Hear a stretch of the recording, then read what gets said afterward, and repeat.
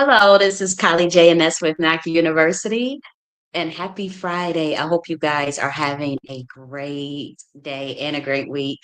Let me just make sure that we good on Rumble.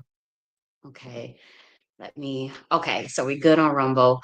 And so happy Friday, guys. I hope you guys had a productive week.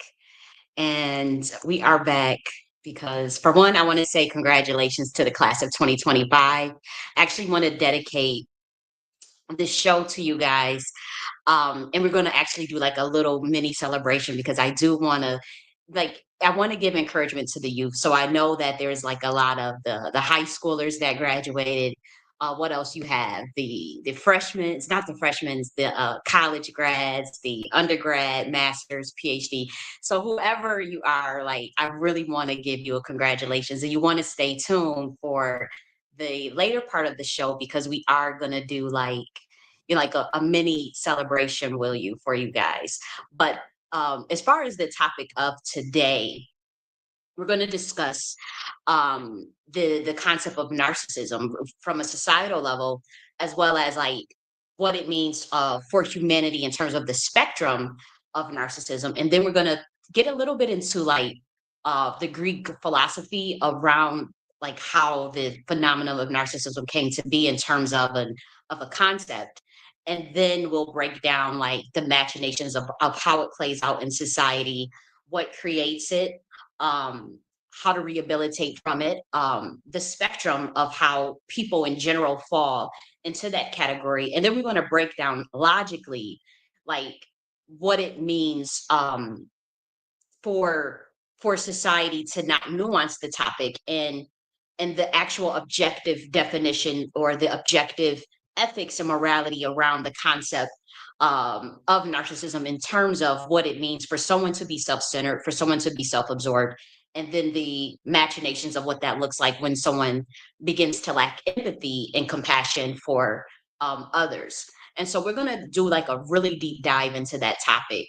Um, for some reason, like it's like something I've been seeing in the algorithm a lot lately. Like I've seen it, people doing massive amounts of videos on this topic, and even people levying those accusations a lot more than ever, even against family members. Like everybody is complaining about how they met the number one narc in the world, but somehow like everybody somehow knows the narcissist, but when it comes to themselves, somehow we don't fall in that spectrum, or we don't fall under the radar of that scrutiny or self-reflection. And so this is a reflective video. It's not meant to demonize anyone or castigate. It's really like a holistic, like deep dive into the phenomenon of what narcissism is and how it affects society, and how social media plays a role in it.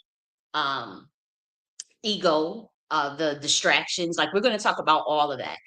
And, we again, the first thing we want to start with is that the objective meaning of, narcissism. And so let's actually make sure that the screen is sharing.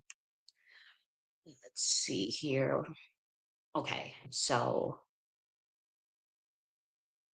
let me make sure that we share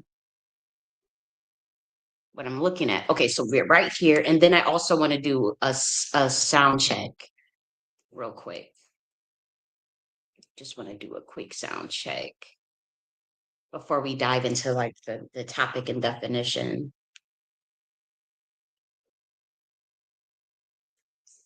Okay. We should have actually had like this pulled up, to be honest.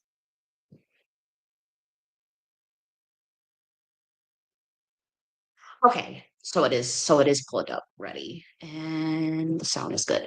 Okay, so now let's get into, for one, I wonder if the bandwidth, because I know I have my camera on, but it makes me wonder like if I'll have bandwidth issues, with like all of these different screens pulled up. And I think that that may be the case actually.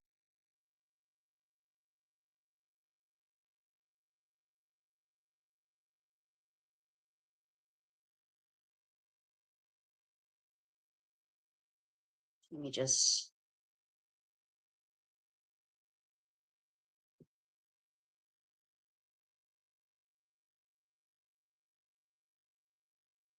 Okay, hold on, because like it looks like a lot of my stuff is freezing, so that makes me think that the bandwidth, I have to probably like turn off the camera to get more bandwidth.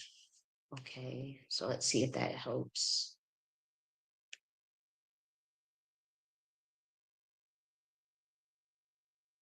I didn't even think about that. Like if you have too many screens pulled up, that it will lag.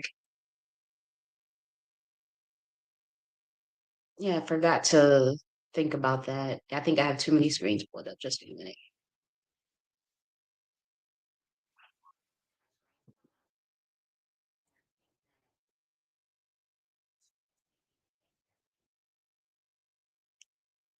Okay,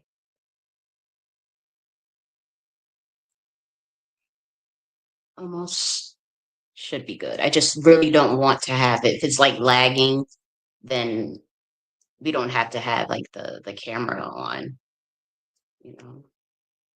But I want it to be more like interactive. So I decided to put the camera on.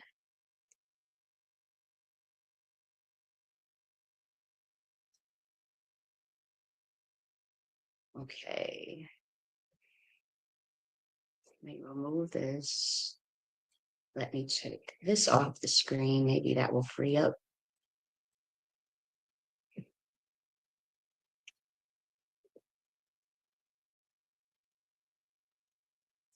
Okay, so it still looks like there may be some lag. I'm not sure.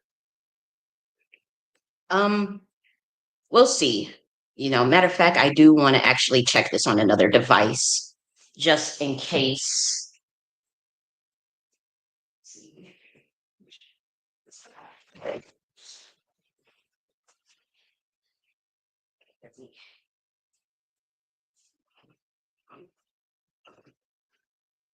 Gracious.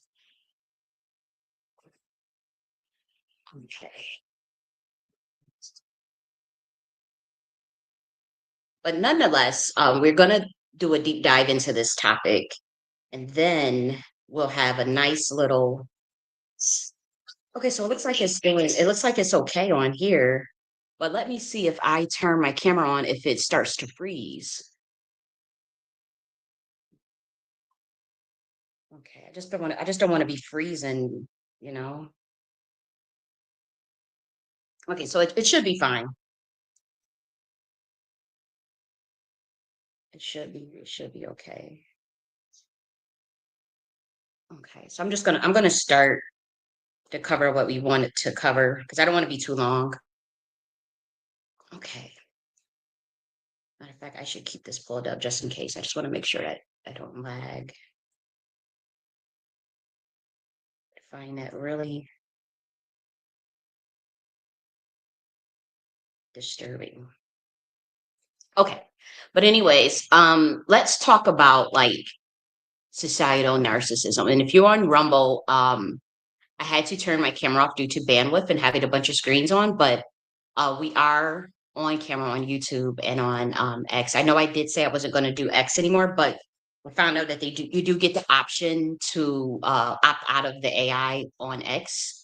So I was able to do that. I didn't know that they had that setting, and so I found that setting and found that you can remove yourself from being from having your tweets and posts pulled up, or used as a data source for the AI. And so that's why we decided to still stick with X for now. I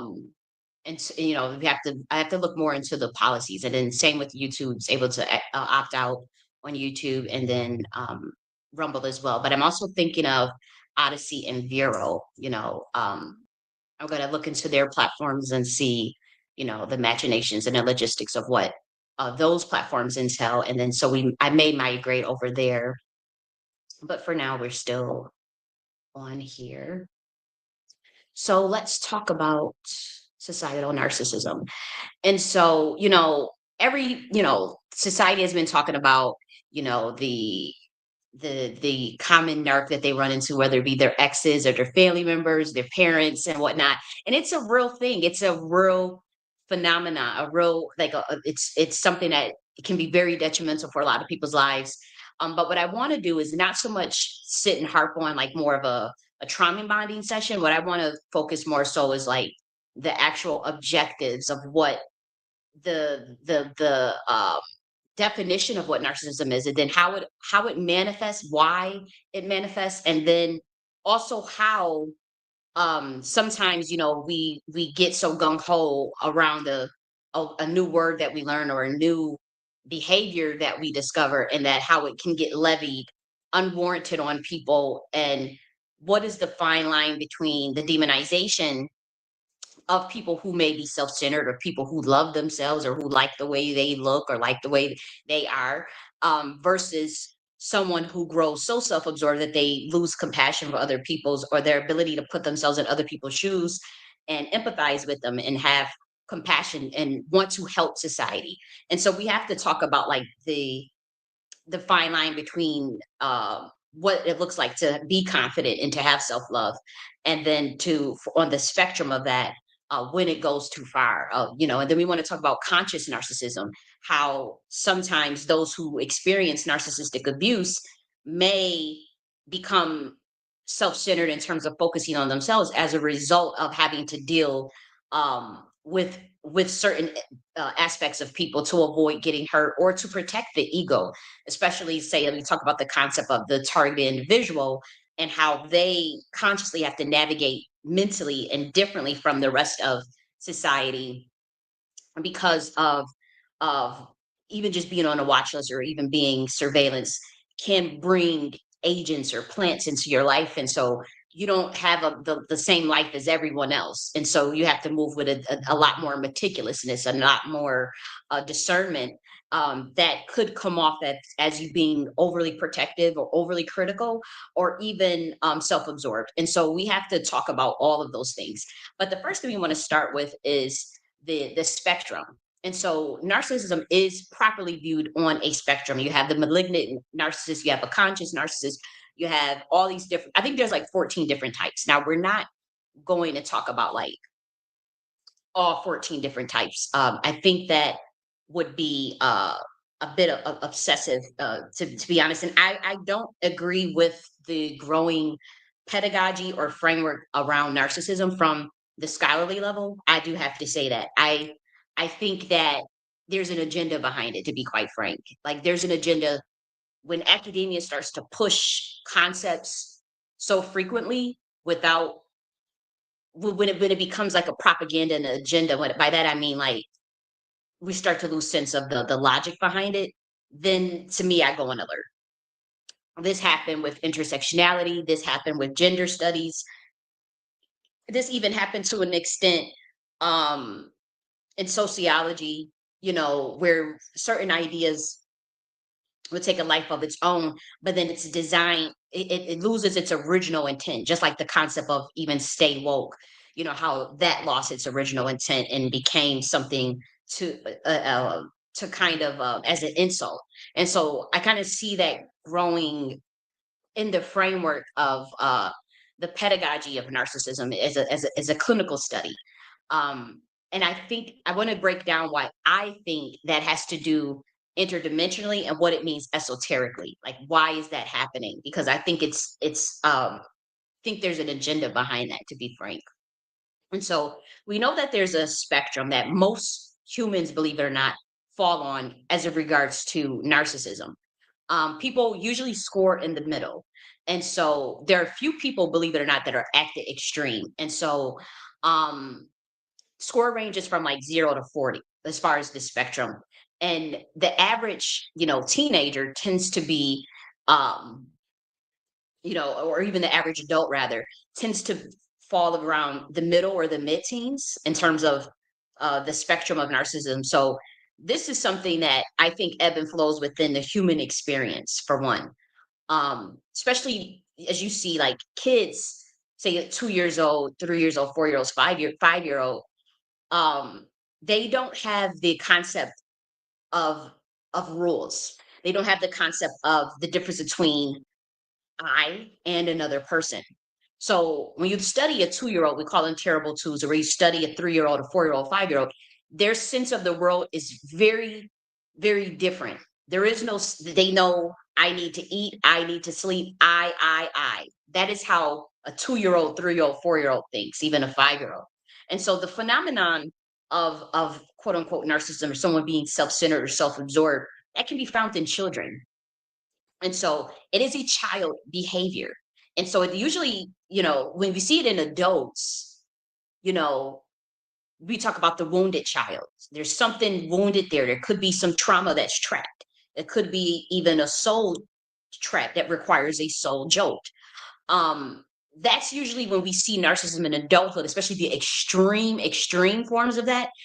That is usually stemming from some sort of attack on the ego, or a trauma that was geared to attack the ego and the sense of I.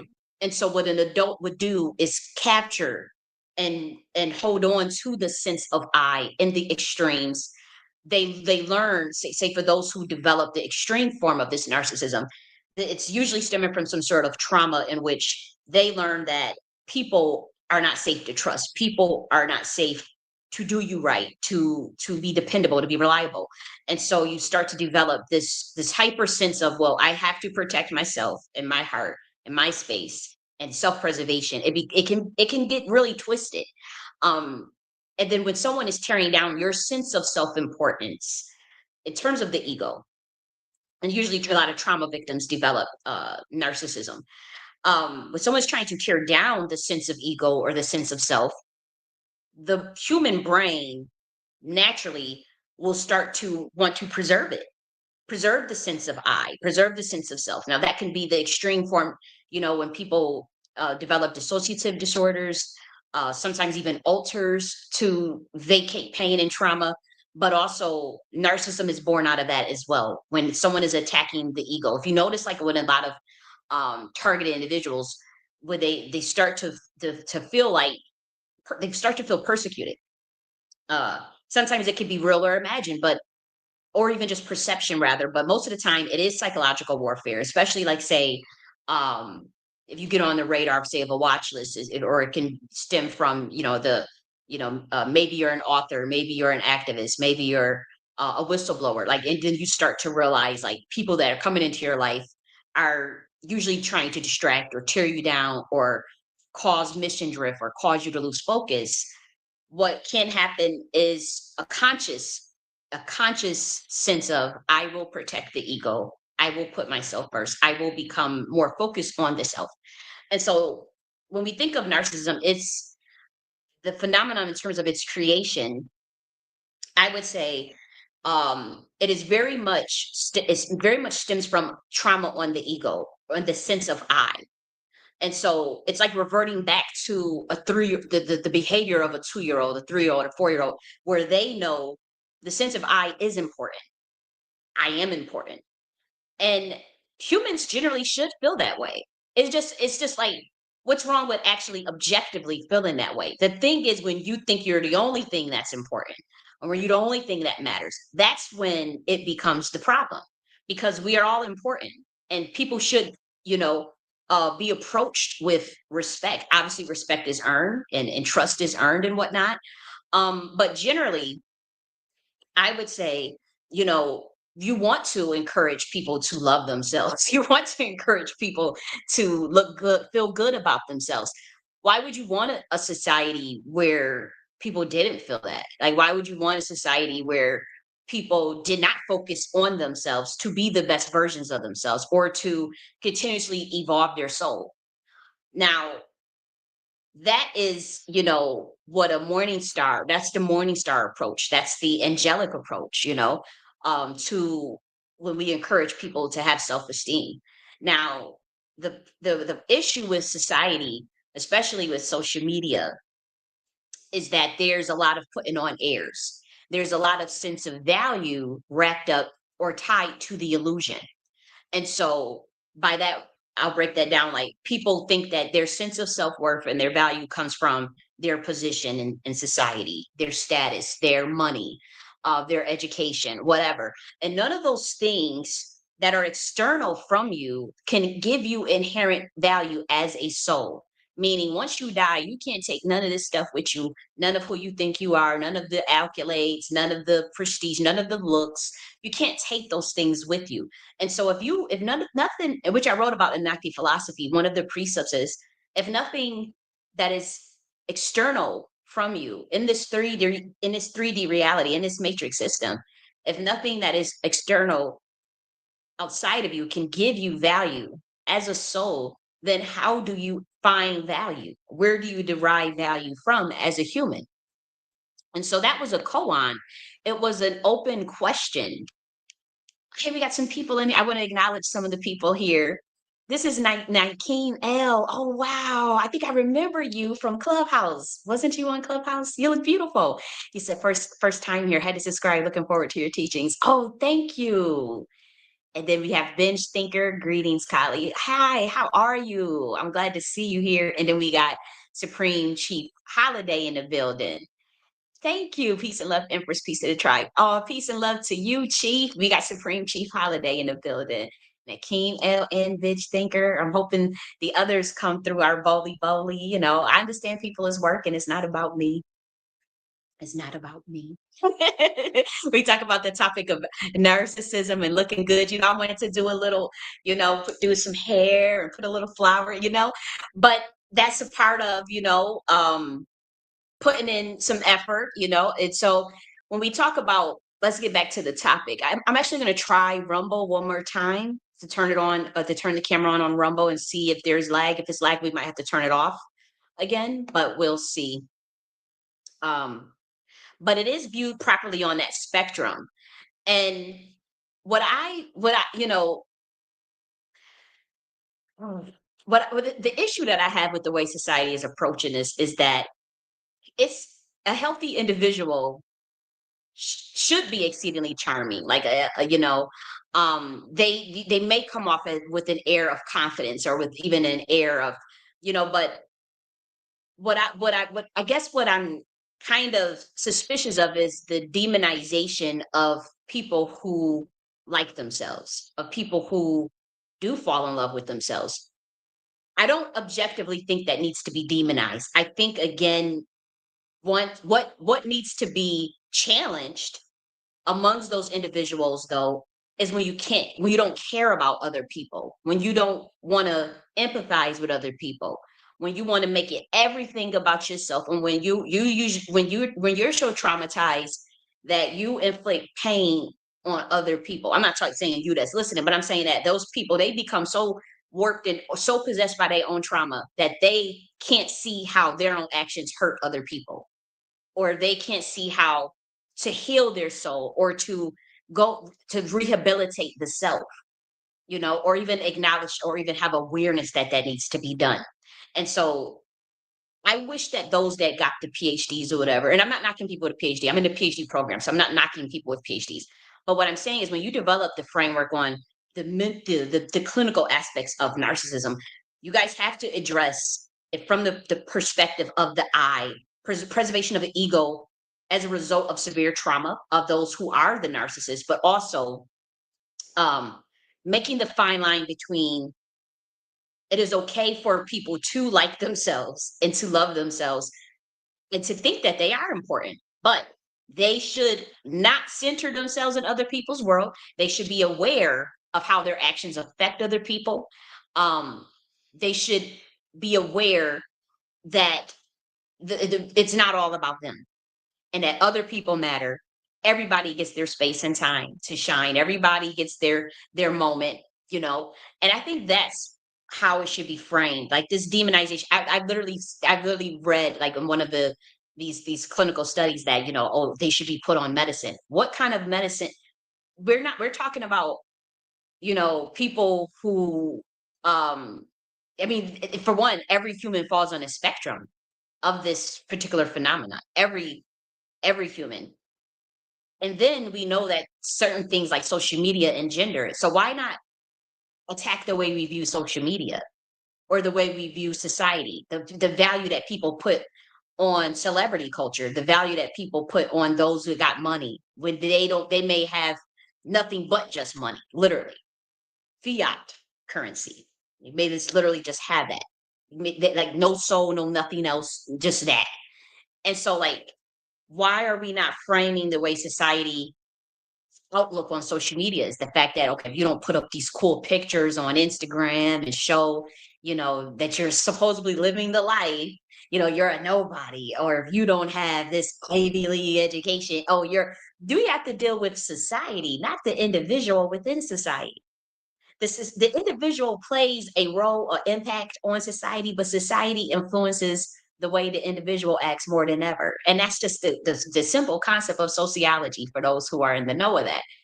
But it's like people I just don't understand, like, why we not going after the addiction that social media causes of, put these crisp 1080p pictures up, on the gram or whatever, and show us riding horses or taking trips with elephants, and all those things are actually cool. We want to see that. You should want to see people thriving and living their best life. um but a lot of that's manufactured. It's not reality. People, we know the days of the scammer. People is doing a lot of funny things to get put on. People is going to Dubai to get 50K, 80K to come back to flex on the gram. Okay. And so to feel important. And so instead of demonizing humanity or the individual, I'm looking at the way society is structured, the way the billionaires have structured and propagandized a whole illusion, the illusion of celebrity culture, of fame, the illusion of, like, and so I think that I'm looking more so at that. I'm looking more so at how humans revert to the sense of I as if a 2 or 3 or 4 year old as a result of their trauma, especially those who go through that have been victims of cults, of satanic ritual abuse, sadistic ritual abuse, being a part of cults that haze, that put you through humiliation rituals. Those things breed narcissism. So, say you're born into a bloodline family, or a family that has a certain practices, or even religion. Okay, even a religion can breed narcissism. When you look at, let's be real, and I don't want to offend anybody. I don't push religion and beliefs on people, but let's be real. When we talk about, like, the objective definition of narcissism, right? And that objective definition is someone who is self-absorbed, someone who thinks they have a grandiose sense of self. They think they're so important. When you think about, when you read that by, when you look at the teachings of, like, say, Yeshua, and you just read it objectively, when someone is saying, oh, no one can get to the Father but through me, or with me and my Father's house there's many mansions, I am the living Son of God, and all these things, this is grandiose sense of self. This is feeling really important. Like, this is like there, like, I mean, let's be real, like that. um that could be very well looked at as, the signs of a narcissist. I'm not saying that he was. I'm just saying, like, just the definition that's on the books. The definition that's on the books. If you look at Siddhartha Gautama's teachings, it's the same thing. And so, where do you find the line between a person that really knows themselves, that is comfortable in their skin, that may be confident, that may think highly of themselves, that may be even on a mission. They feel they got a mission, they feel they got a call, and whatever. Versus, someone where the extremes of that, of what that looks like when someone starts using that sense of self to abuse other people, or to try to force other people to do something or believe something. And so, this thing with pathological narcissism, and then the spectrum of narcissism, I think society has to grapple with that. And I think we must do a better job of unpacking that when you start to make it clinical, when you start to pathologize a behavior that can be found in a 2 year old, a behavior that could be found in a 3 year old, a 4 year old, a 5 year old. Like I said, you study a 2 year old and you try to give them rules, tell them they can't have snack time, tell them they gotta be on a schedule. They throw a tantrum, they kicking and screaming, they cry. You tell them, no, you can't have what mommy has. No, you can't touch this. No, and you would see them tear up. A kid don't understand. And so you have to train the kid, a 2 year, 3 year, 4 year old, that they're not the only thing that matters, that they actually have to care. You ever seen a kid that don't want to share their toys? He asks no, I don't want to share. And then, you know, I notice in society, the parents would try to force their, tell their kid, hey, you have to share with little Billy, or you have to share with Jasmine. You have to share. And then kid is like, I don't want to share my toys. I don't have to. And technically, believe it or not, the kid is right. It's just that society, and when we talk about respectability politics and being polite and um being fair, and the idea of ideas, of concepts of that that are on a free will planet, that literally there's some beings among you, or there's some people among you that just don't think like that. It's like, I objectively don't have to share my toy. And so then you have an adult telling a kid, you have to share with your sibling, or with your playmate, or with your schoolmate. And then now the kid thinks, that's programming. Now the kid is being reprogrammed. The child is being reprogrammed that to think outside of themselves and to share. Now, uh, that could be the evolution. One could look at that as evolution of consciousness, evolution of soul. Some may look at it as programming. Oh, the programming the kid.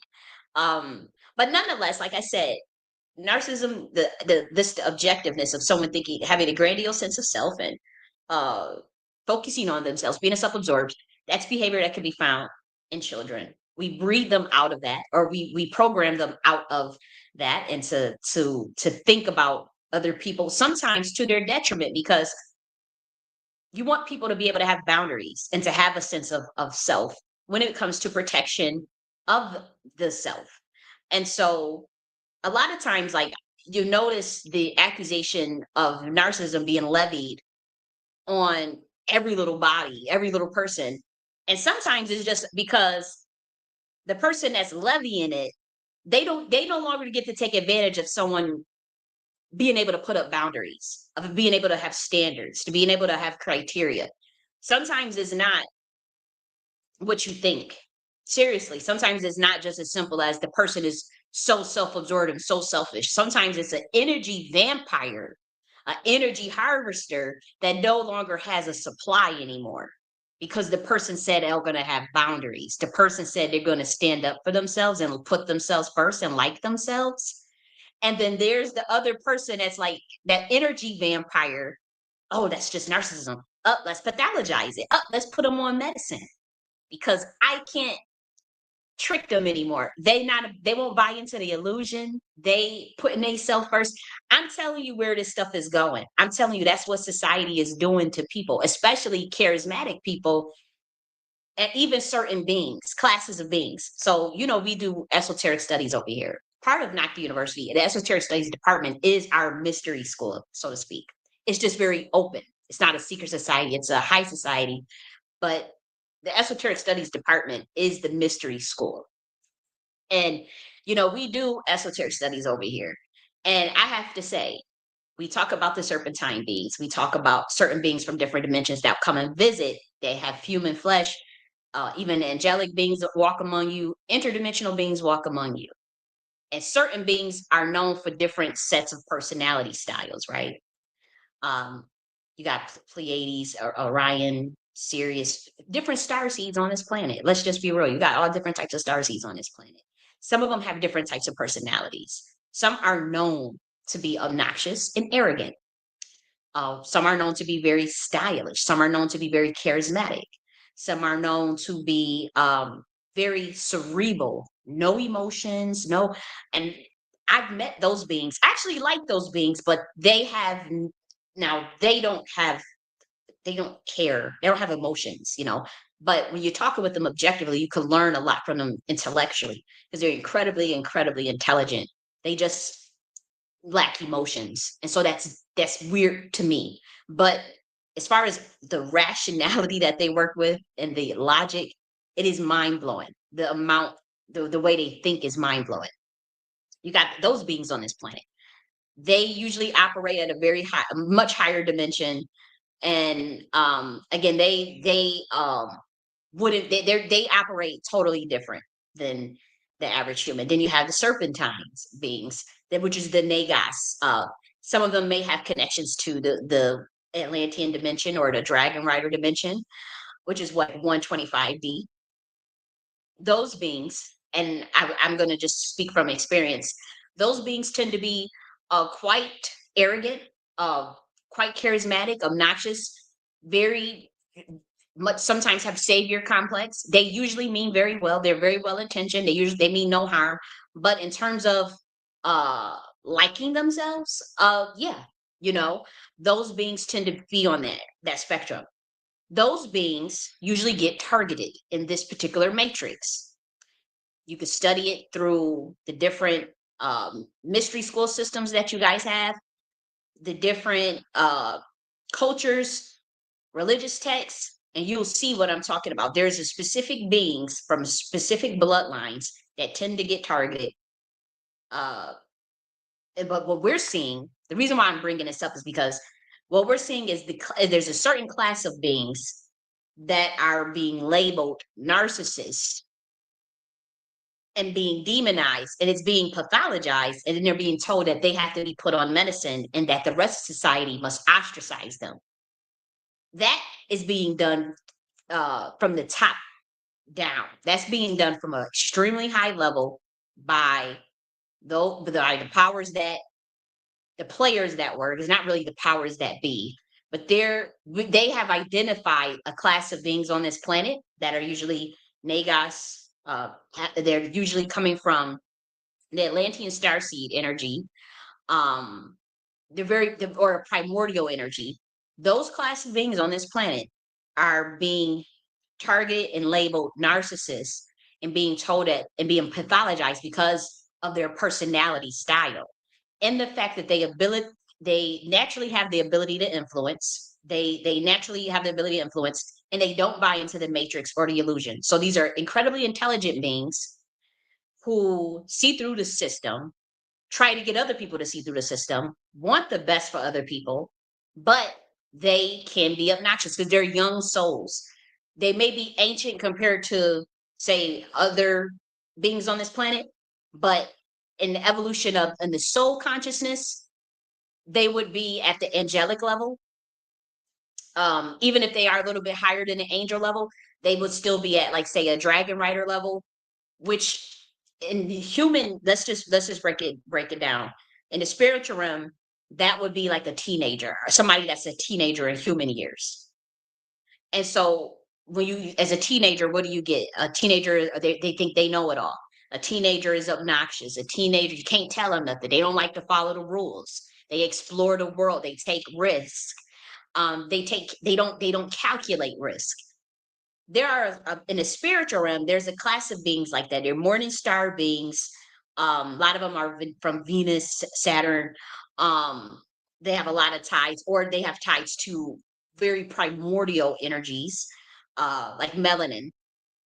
Those beings, they they are they're not self-centered, but they do think highly of themselves. They do have a sense of self-importance, and those beings are the ones that's on the chopping block. I noticed they're getting ostracized, they're getting demonized, but really people should be learning from them. They are a source, they are a light source to be an example of, but they're still evolving their soul. And so a lot of them will tell you that they're still growing, they're still learning.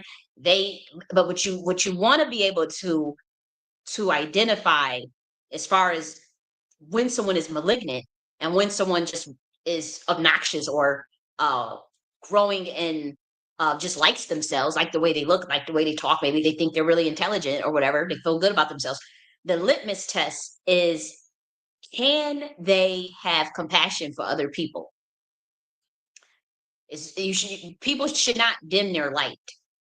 People should not feel bad about themselves. What is actually wrong with thinking that you are important?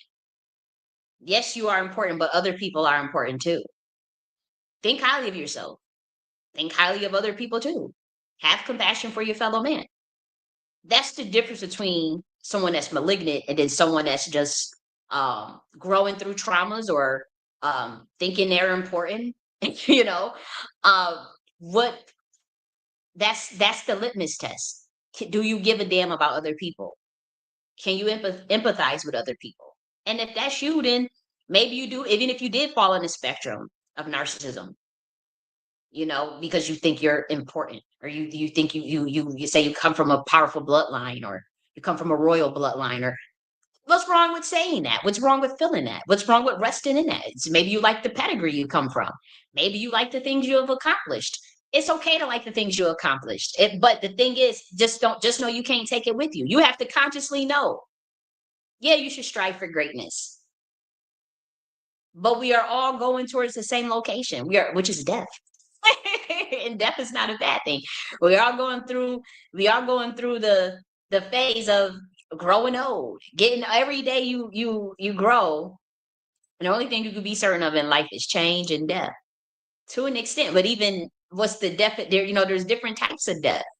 There's an ego death. There's death of the soul. There's death of the physical body, and then the awakening of the consciousness outside of the body.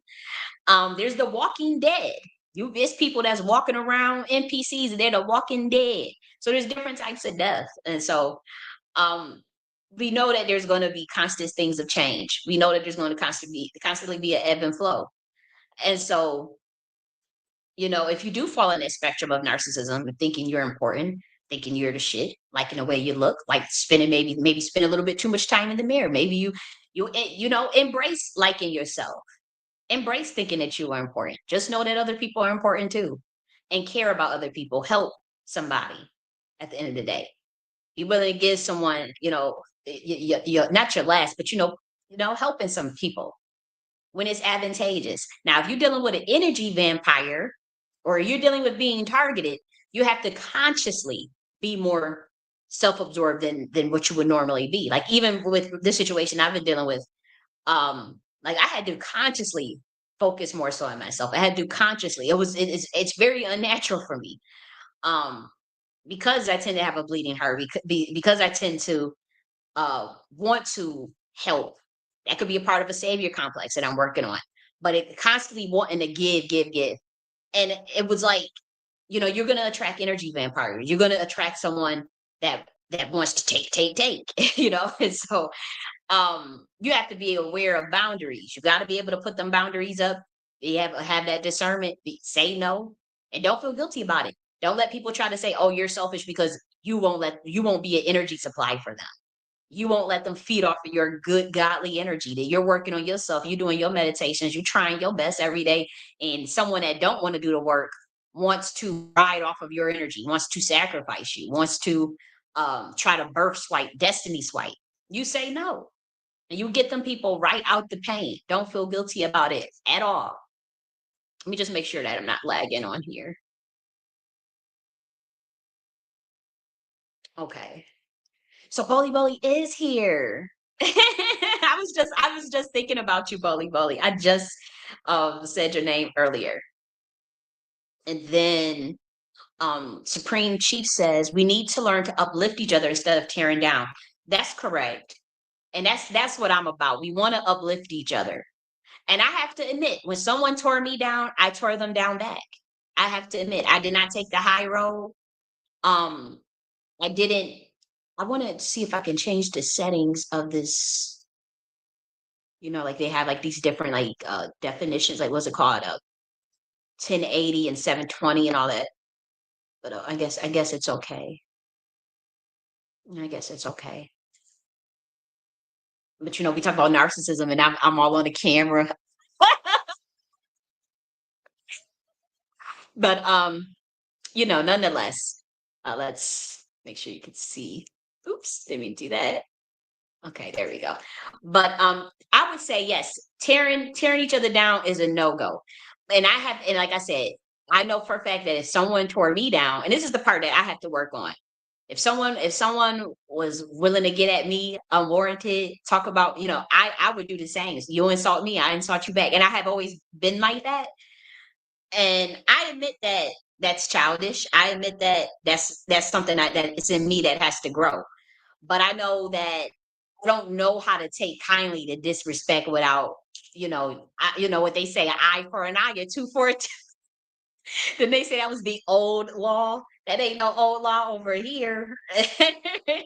And so I do know if someone came for me, I'm letting a can of whoop ass on you, or intellectually and spiritually. But that's something that I have to say that I want to spend more time lifting people up. I don't want to use that as an excuse, but I do want to say I want to spend more time, you know, speed breathing life into people instead of tearing people down. And that's what we see in society. Also, like the thing where society do is if you disagree with one thing a person says, that person thinks that they can tear down your whole body of work, demonize you for every little thing that you stand for. Like that's another thing that I think is sick, where you know you're not going to ever agree with 100% of everything someone says out their mouth. And I think that's like the thing with social media and the cult of personality behind the internet and content creators. I think that breeds that, because people think that you know a person because you watch them on show, or you read their books, or you study them. And people may feel maybe a sense of entitlement, but also, you know the moment someone doesn't do what we like, or say what we don't want to hear, then you just throw them away. And like, do you do that with your family? Do you do that with your spouse, or your cousin, your sister, your brother? You give them grace, you give them room to grow, you correct them in love, those type of things. And so what we see is, what I, even with dealing with people, it's like you say one thing someone doesn't like, or you do one thing someone, like you never said yes, like you never helped them, like you never did anything good. They'll demonize you, then don't be targeted. They'll do a smear campaign on you. Don't be an activist. You'll have to deal with COINTELPRO. Don't be intelligent and activist and be able to influence.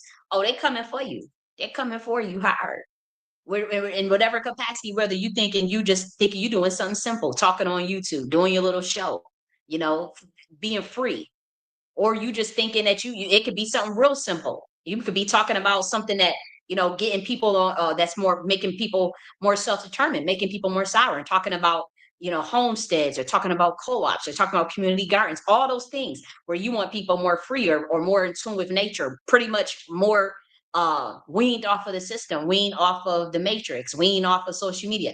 That's when, believe it or not, the targeting begins. And then what is the result? What is your result actions from being targeted? Um, to be more recluse, to be more self-absorbed. Up, you get labeled narcissist. Oh, they got a clinical pathology behind it. Oh, they telling people they need medicine for it because you like yourself. Oh, why is that? Because you are not an energy source for the battery. You're not a battery anymore for the system. All I'm saying is that this is a double-edged sword, this concept.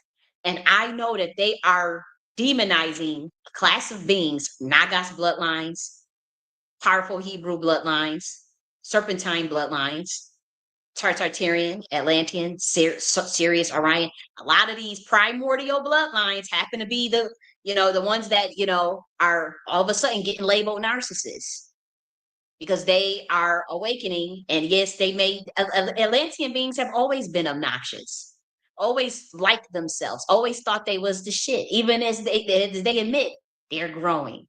God is processing them. God is working on them. They're a work in progress, a masterpiece and a work in progress. You hear them being said all the time, but they're demonizing a whole class of beings because, again, they don't want people to be able to identify when the sons of gods come, son of man, morning stars, female and male, come down here. Different interdimensional beings that come down here. They already is setting up the play to where they'll automatically get written off by humanity or other beings because they fit a profile. They fit a profile, and that profile is okay. This being is narcissistic, guys. Stay away from them.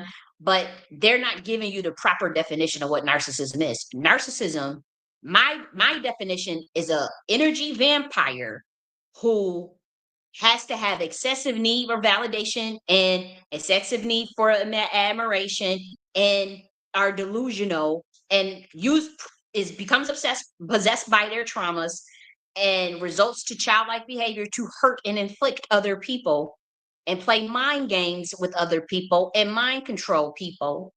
That's what a narcissist is, in my opinion, in my definition. And so when I go and look and see the clinical definitions of, oh, somebody that just that thinks highly of themselves, that think they're important. What? Don't every human think highly of themselves? Don't everybody think they're important? That's not narcissism. That's just a normal human behavior. But why are they not talking about the malignant aspects of this? Those who play the mind games, um who do uh go through such extreme lengths for validation and whatnot. Everybody low key looks for validation. Me, I don't really have to. I don't do that anymore because, like, for one, people copy. Like, so many people copy my frameworks, my ideas, stuff out of my books. They plagiarize everything. So to me, that's the validation that you. That's all the validation. That you're already validated. If people are copying you, whether they ignoring you or not. If someone is copying you that damn much and plagiarizing, you got the proof of it in black and white. It's not like, okay, you're just delusional or that's just hearsay. It's like you follow with timestamps and evidence. Then that's the validation. Like, what else you don't need validation from people. Um, but as you're building something, an organization or something, you do want the feedback. You do need the feedback. You do need the assessment and evaluations and whatnot. And so, in that sense, you're going to have to be able to talk with people to get credible feedback. So those are different things. But again, they're not discussing that type of stuff. They're not talking about that in the clinical aspect of it. It's really botched. It's really botched research, I have to say. Now, when we talk about pathological narcissism, that, believe it or not, affects about 1% of the human population. And so it that starts to impair a person's daily functioning because of the lack of empathy that they have for other people, and how it can also manifest as antagonizing other people. So someone who may have a grandiose sense of self, it could be attention seeking, or could be an energy vampire. Because this, to me, this looks like if we're talking about spiritually, this is someone that's demonically possessed, that is energy vampire, and they antagonize other people while having lack of empathy, and they get off. They're kind of sadistic, and then they view everyone that could be intolerant or who disagree with them as a source of someone to destroy, that type of thing. Those are the traits where you need to really go on alert, especially the energy vampire thing and the projection that you may notice. If you notice projection and all those things, you know um, and again, the test for me is not whether or not someone shines or loves themselves or likes themselves or wants to shine, because everyone is a star. Naturally, you come in with inertia. You come in with a certain amount of, not even a certain amount. You come in as light. Okay, every human, you come in through your birth canal. You come in as light. You come in as source energy, as they say you made in the image of God. You come in already naturally a star. How do you know that? Look at the chemical the composition of a human body. Your potassium, sodium, nitrogen. Uh, what is it? Nitrogen, carbon dioxide, oxygen, water, H2O. This is the same ingredients that's found in stars and comets. When we get an asteroid that hits the planet, or a comet that hits we get to study the compositions of what's in it, right? Stuff from outer space. We get to study those things of what's inside of it, like the Moldavite crystal, or a comet. And we see the same ingredients that's found in a Moldavite crystal, or a comet, or an asteroid, is the same ingredients that's found in a human body. Seriously, let me actually look it up, because I want to make sure. And so when we say that, your human let me just look at the ingredients and asteroid. It's an asteroid. Okay, so yep, amino acids, metals, certain metals. Yep. Let's see, iron and nickel. Don't you have iron and nickel in your blood? Magnesium. Okay.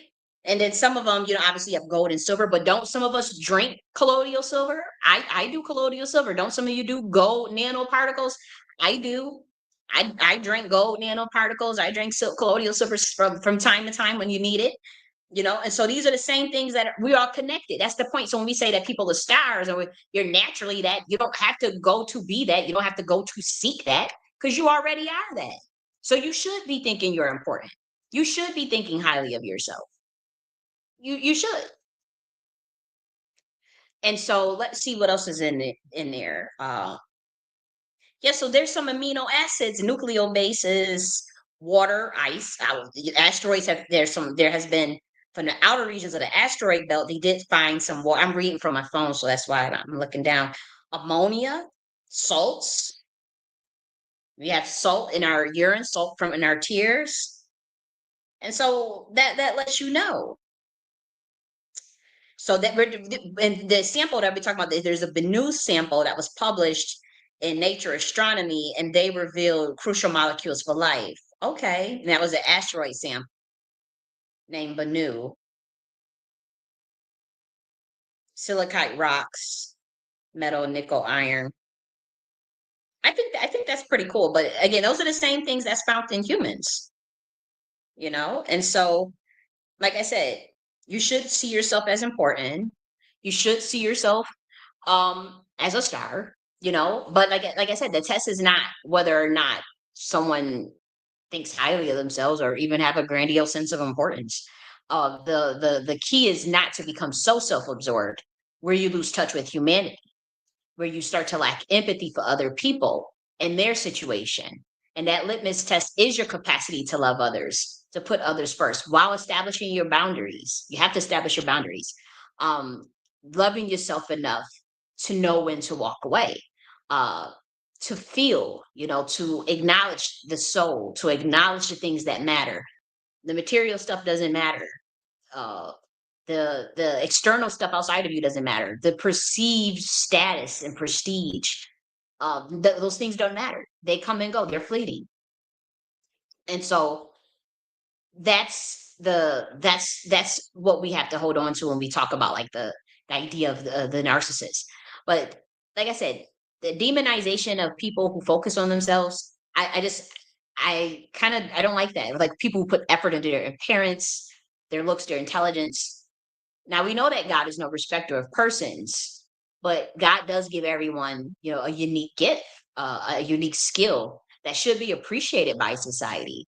And so instead of devaluing light, devaluing intelligence, to bring other people down to someone's level, especially, women or primordial beings, melanated people, like, all these people are villainized, even certain bloodlines, if not outright killed, you know? Um, we have to understand that, people are going to be different. It's okay. Different is okay. The unknown is okay. That's where all of this demonization is coming from. But narcissism is a real phenomenon. I just think that the current definition is propaganda to demonize morning stars.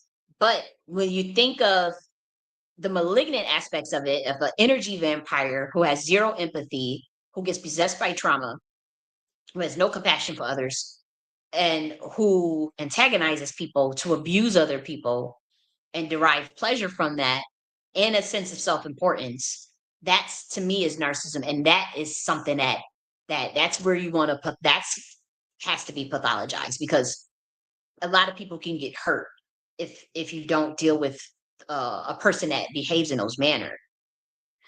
Now, when we talk about, like, the villainization of certain bloodlines and morning stars, when you look at the King James Bible, uh, and you see how King James had killed so many women in his bloodline, in his family, and an obsession that he had with hunting down witches, or in killing witches of a certain bloodline. Usually that ties to 125D. because he understood the dimension that he came from and who was the arbiter of certain information in treaties. And pretty much the obsession with killing women or unaliving women. I don't know if I have to be careful on YouTube, but unaliving women, that stemmed from knowing that a certain time would come where a treaty would have to be turned over and someone would have to be accountable for explaining what happened on this planet in terms of the dissemination of the knowledge that the fallen angels had to humanity in such a haphazard way. It's about Azazel, Lucifer, these different angels. Now we know that King James wrote a book on demonology. Was it King Henry or King James wrote a book on demonology? Was a powerful demonologist, more so than Christian.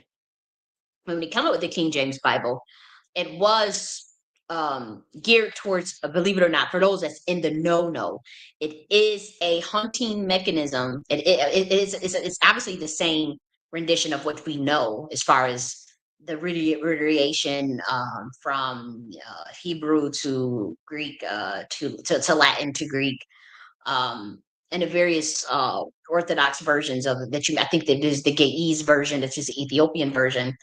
Um, Aramaic, these different variations, and you get like the English King James.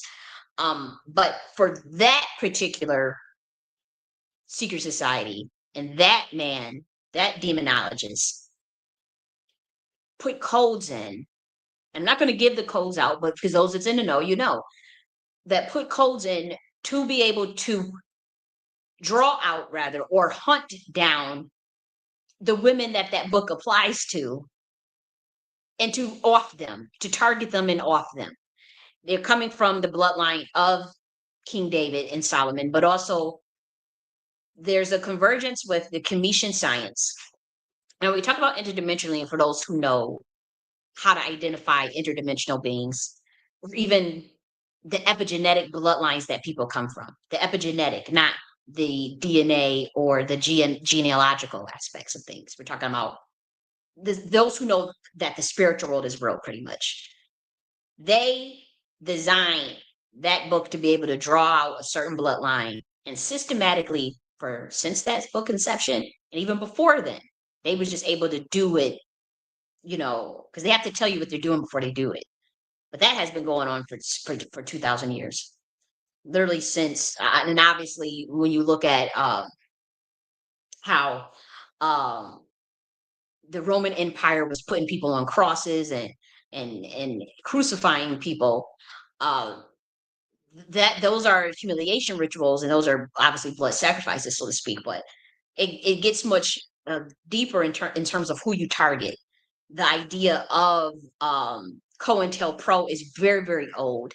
It goes back way before Germany and Stasi and the Nazi science. But you can find the idea of psychological warfare even in the Bible, with them making the noise. I don't want to say, I want to say it was the Wall of Jericho, but where they were purposely doing noise campaigns to disturb the people in the area, so to drive them mad.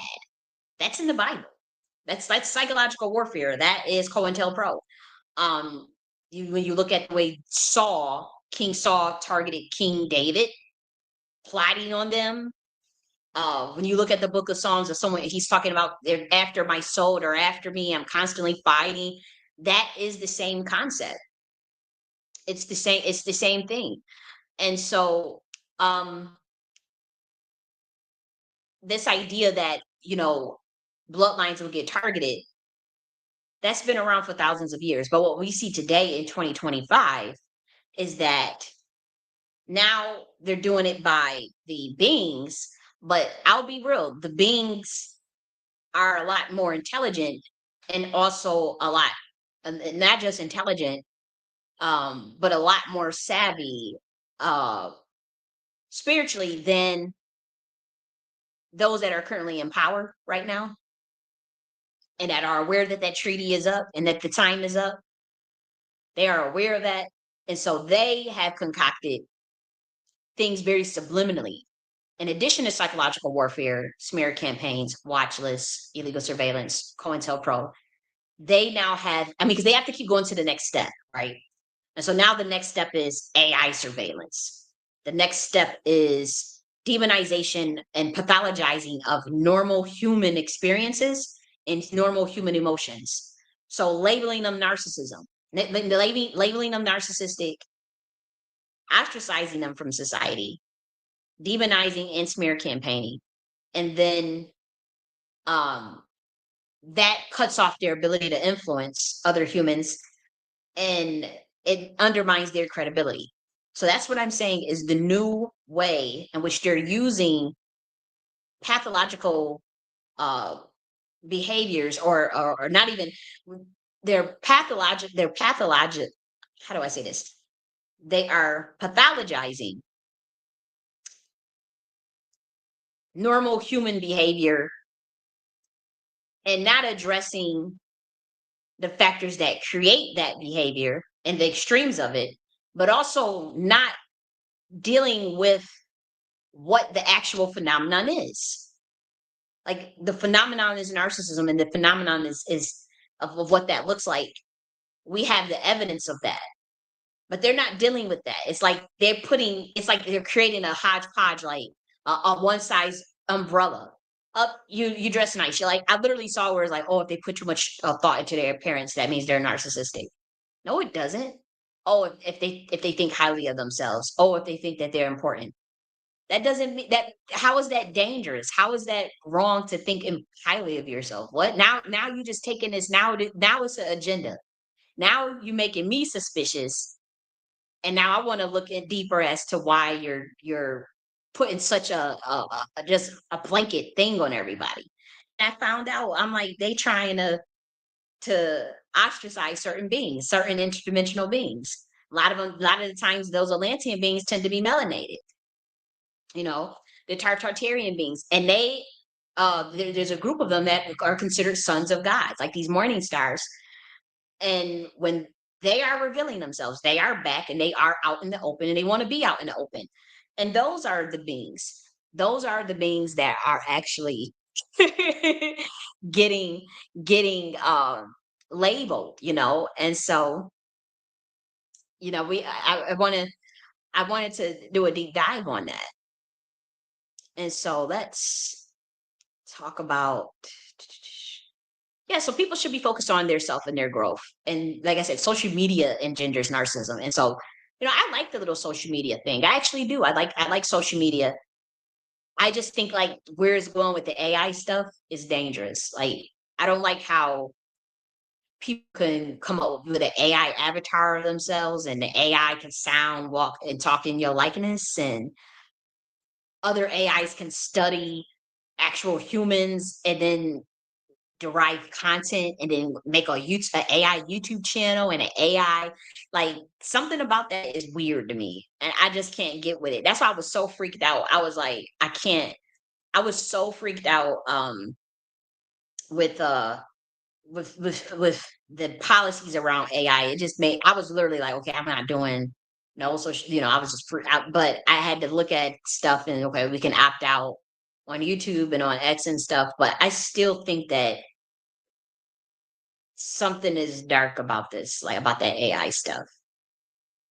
And I think that social media could be a place where people are more vulnerable and more real and more authentic. Like I think that social media should be a place where humans in a rawest form can express themselves, talk with one another, connect with one another, and build things that can go offline, build things that where you can meet up, that's to me what social media was about, sharing moments, maybe not the most vulnerable moments, but certainly a place where it was more authentic.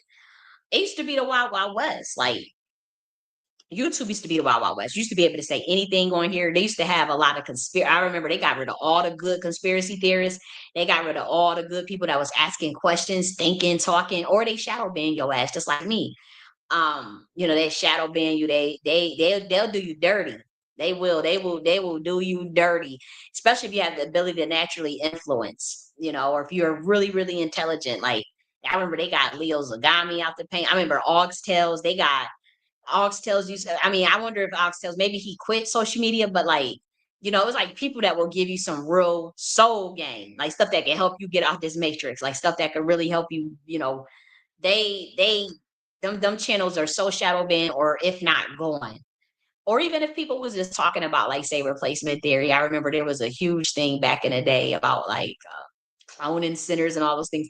Like people used to be interested in stuff like that. I remember watching those things and then like seeing those channels get deleted, like seeing. And and then there was a thing where people used to use YouTube to really do the gender war stuff, and it got really toxic. Like with the gender war stuff, like people was calling people the N word with the hard ER, going back and forth with each other, you know, um, doxing people. People got killed around the gender war stuff, and so that's when they started. Obviously, a few knuckleheads mess it up for the rest of everybody. Them knuckleheads, they caused such an uproar in 2016 with the gender war stuff, where YouTube changed their whole policies around it. That allowed the censorship to take place. In my estimation, I remember it like it was clockwork. I remember when stuff started to change as a result of um the Wild Wild West element, the knuckleheads constantly. I mean, there was a one dude that had a whole channel, and he was calling black women N word with the hard ER bees. It was a black guy doing this. They were, and that's when the stuff with the manosphere came out, like the underbelly of the manosphere started to take off, and it got so toxic. A couple of people made some phone calls. I know the people who made the phone calls, not know them, but I know who made the phone calls, because this was like stuff that people were talking about behind the scenes. I was like, how do we get this person out the paint? How do we delete these channels? How do we I remember people plotting. Like I remember, like it was like, this is too much. It was damaging to people's brands and images.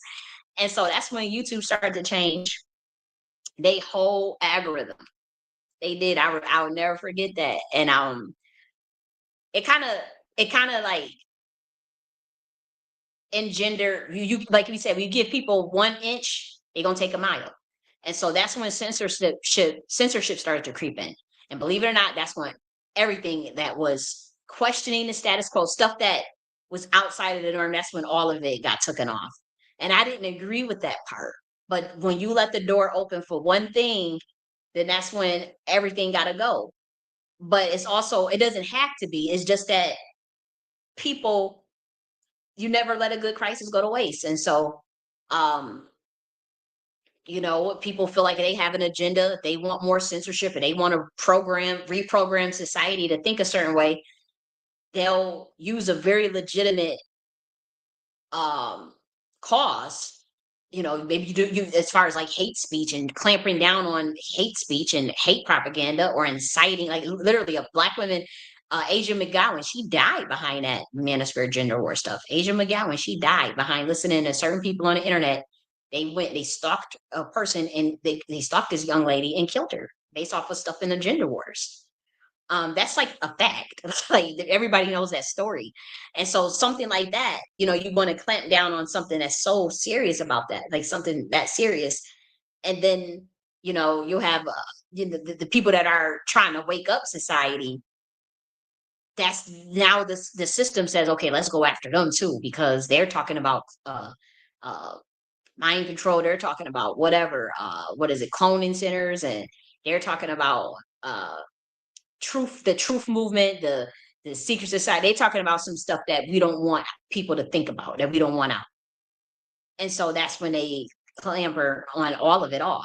But social media, I would say, is your biggest culprit for societal narcissism. This the narcissism that's on the spectrum, the narcissism that every human experiences as a result of, again, wanting to put on airs and feel important, but also society is traumatized. And it's like when you're not dealing with coming out of the sense of I, like we talked about earlier with the 2-year-olds, the 3-year-olds, the 4-year-olds, the sense of I and the sense of ego, and what people do when their ego is attacked.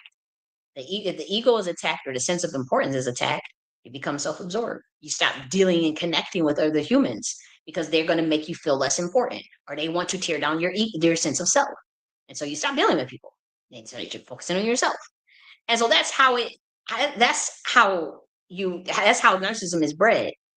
But again, it's a societal thing. It's a societal mirror being reflected back. If everybody's talking about narcissists, everybody, oh, you're a narcissist, you're a narcissist, you're a narcissist. Okay, so everybody's a narcissist. So how do we rehabilitate society from that? How do you rehabilitate social media? Um, people's sense of self worth, what gives people self worth, what they value, what society values.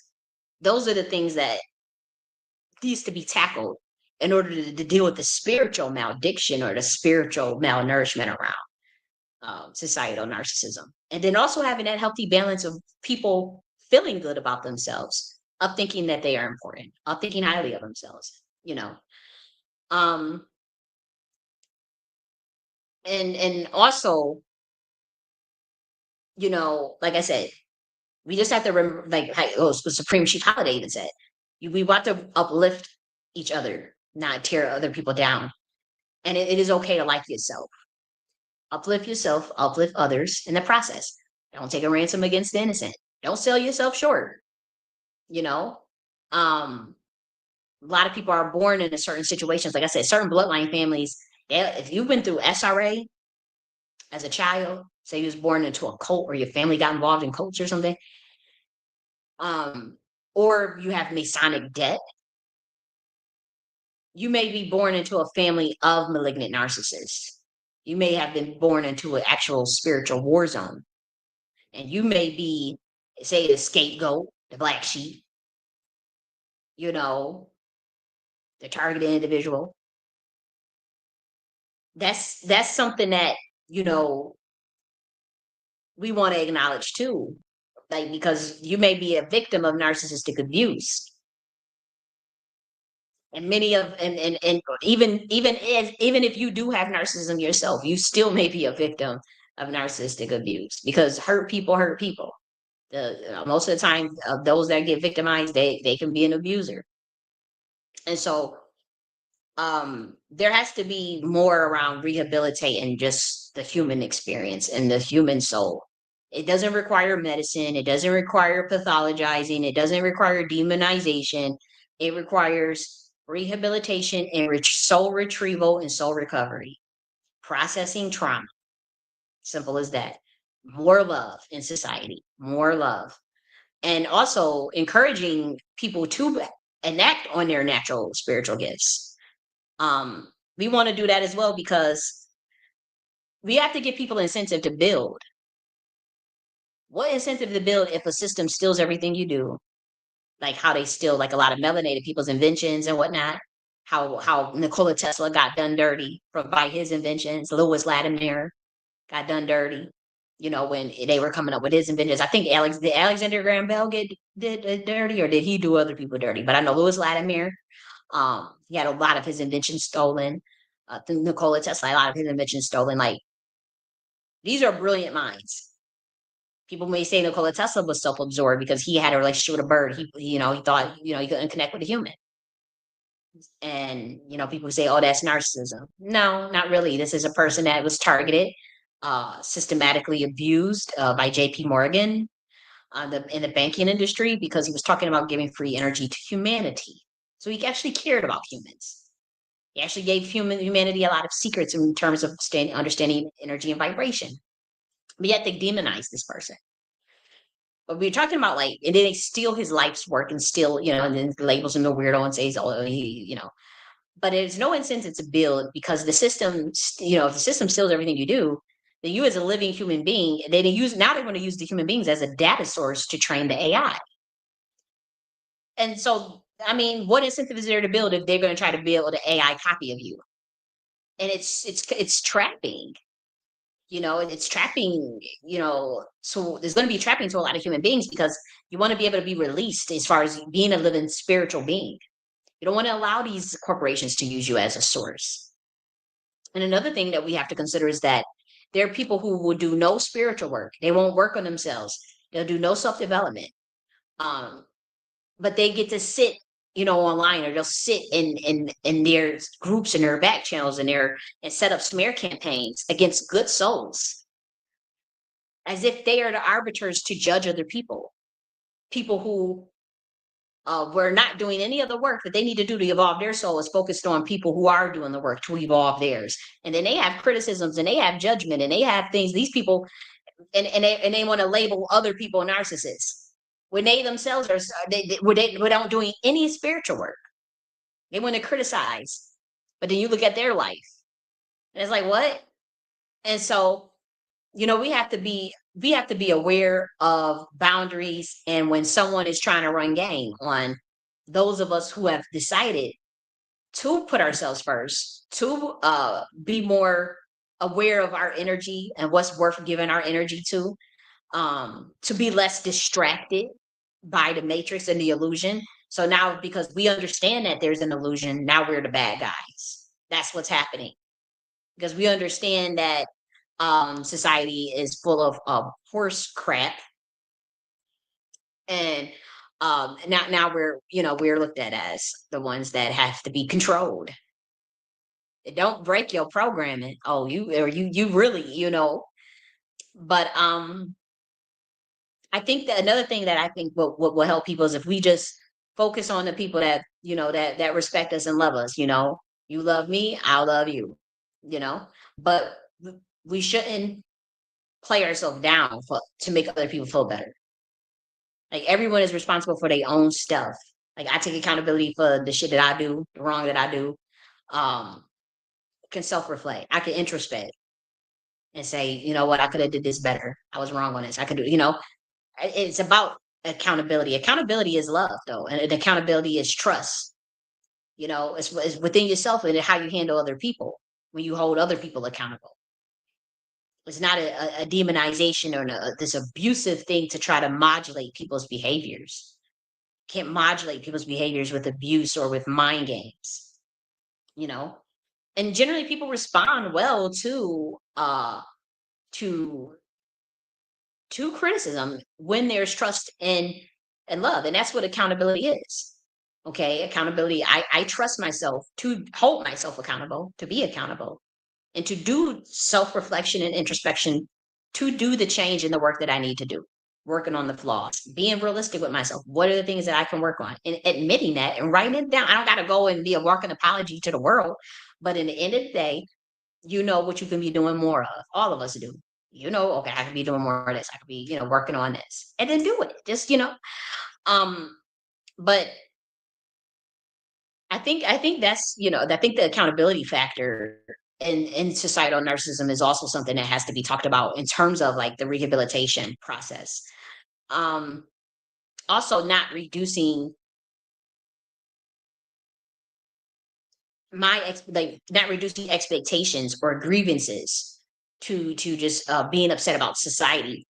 Um, it's not about like when we listen to a person's complaints or we listen to a person's story, we don't want to reduce their words or to deflect from what that person is saying. Like like even with me, what I've been saying for like literally for 3 years, and in terms of COINTELPRO and Project Phoenix and being targeted by unjustly by the government, but being since going back to 2015, I wouldn't have focused on that if it wasn't happening, or if didn't have to develop a mechanism to even prove patterns that were just beyond coincidence, or patterns that were too similar that align with affidavits from the chief of the FBI, Ted Gunderson, and other people's stories, whether that be on targeted justice and class action lawsuits and all these things, and doing that work to get concrete evidence by triangulation discernment methods and reversion intelligence analysis. Like I wouldn't have had to done that if I wasn't dealing with psychological warfare and warfare that's incredibly hard to prove because of plausible deniability. And so I had to attack plausible deniability. Had that person not been attacking me subliminally and through covert harassment, I wouldn't have had to go through such measures. If you know something is being done and then few other people know, but they're under oath and they're all bloody to keep it a secret. And then it's like, you know it, but then people are gaslighting you. Okay, so I know that I'm an intelligent being enough. This is why they label Atlanteans narcissists. I'm thinking, okay, these people can only use deception and can only use lies and cowardice and deceive and narcissism. They can only use these things to combat morning star beings. They can't stand on the truth. They hate the light. They hate humanity. They hate righteousness. And it's not even about being self-righteous. Like they literally just hate the light. And so it's like, well, if these people got to work and operate in such a clandestine, cowardly manner, and all I got to do is stand on the truth and be intelligent, then I can disprove their plausible denial. I can undermine their plausible deniability. And so that's what I did. And so what they did was like, okay, well, let's just reduce what she's saying or her argument of against illegal surveillance of American citizens, of putting American citizens on watch lists, of infiltration in government institutions, of secret societies and cults who abuse power. Let's undermine that very legitimate grave concern, and let's just reduce her expectation. Let's just reduce what she's saying to her being upset about society not valuing me, or about black women and their looks or whatever. And it all could play a role. I've been talking about that for years. And if but that's not to be conflated with the stuff that I have been writing about and the stuff that I've been talking about as in my and being in the activist space and being a scholar and being unfortunately targeted by the US government. That's two totally different topics. It should not be conflated. For those who are intelligent, and you know, it's not the same as me calling out a society that gaslights and steals ideas, that plagiarizes, that paint false narratives to cover up their lack of collective inner work and self-worth. It's a matter of calling for justice for myself, and what it looks like is being left alone, to not have a government do experimentations on their own citizens and lie about it. Uh, even the situation with Palantir, like people are not calling out Palantir. People are getting distracted once again by nefarious actors who are in bed with Palantir. Like, what are you guys doing? Like, why are you getting distracted? Call out Palantir. They shouldn't be having that much power in terms of surveillance and invading privacy of American citizens. You know, it's a matter of calling these things out, to call out the nefarious actors, not to cover for them, not to paint the victims in a negative light to hide societal crimes or real crimes, you know. And in terms of like the conflict resolution around societal narcissism, again, it's about owning up to our mistakes, owning up to what, being able to be accountable, taking preventative measures, um, taking preventative measures to set boundaries and whatnot. But here's the thing: there are beings on this planet, and there are people on this planet that are just not capable of that. They want to be in the judgment seat of someone else's ascension, someone else's life journey, while not doing any of their own inner work. So they sit and gossiping about people. That's what people that sit and gossip do. They gossiping. That's like they like to, that. You can curse someone through gossiping.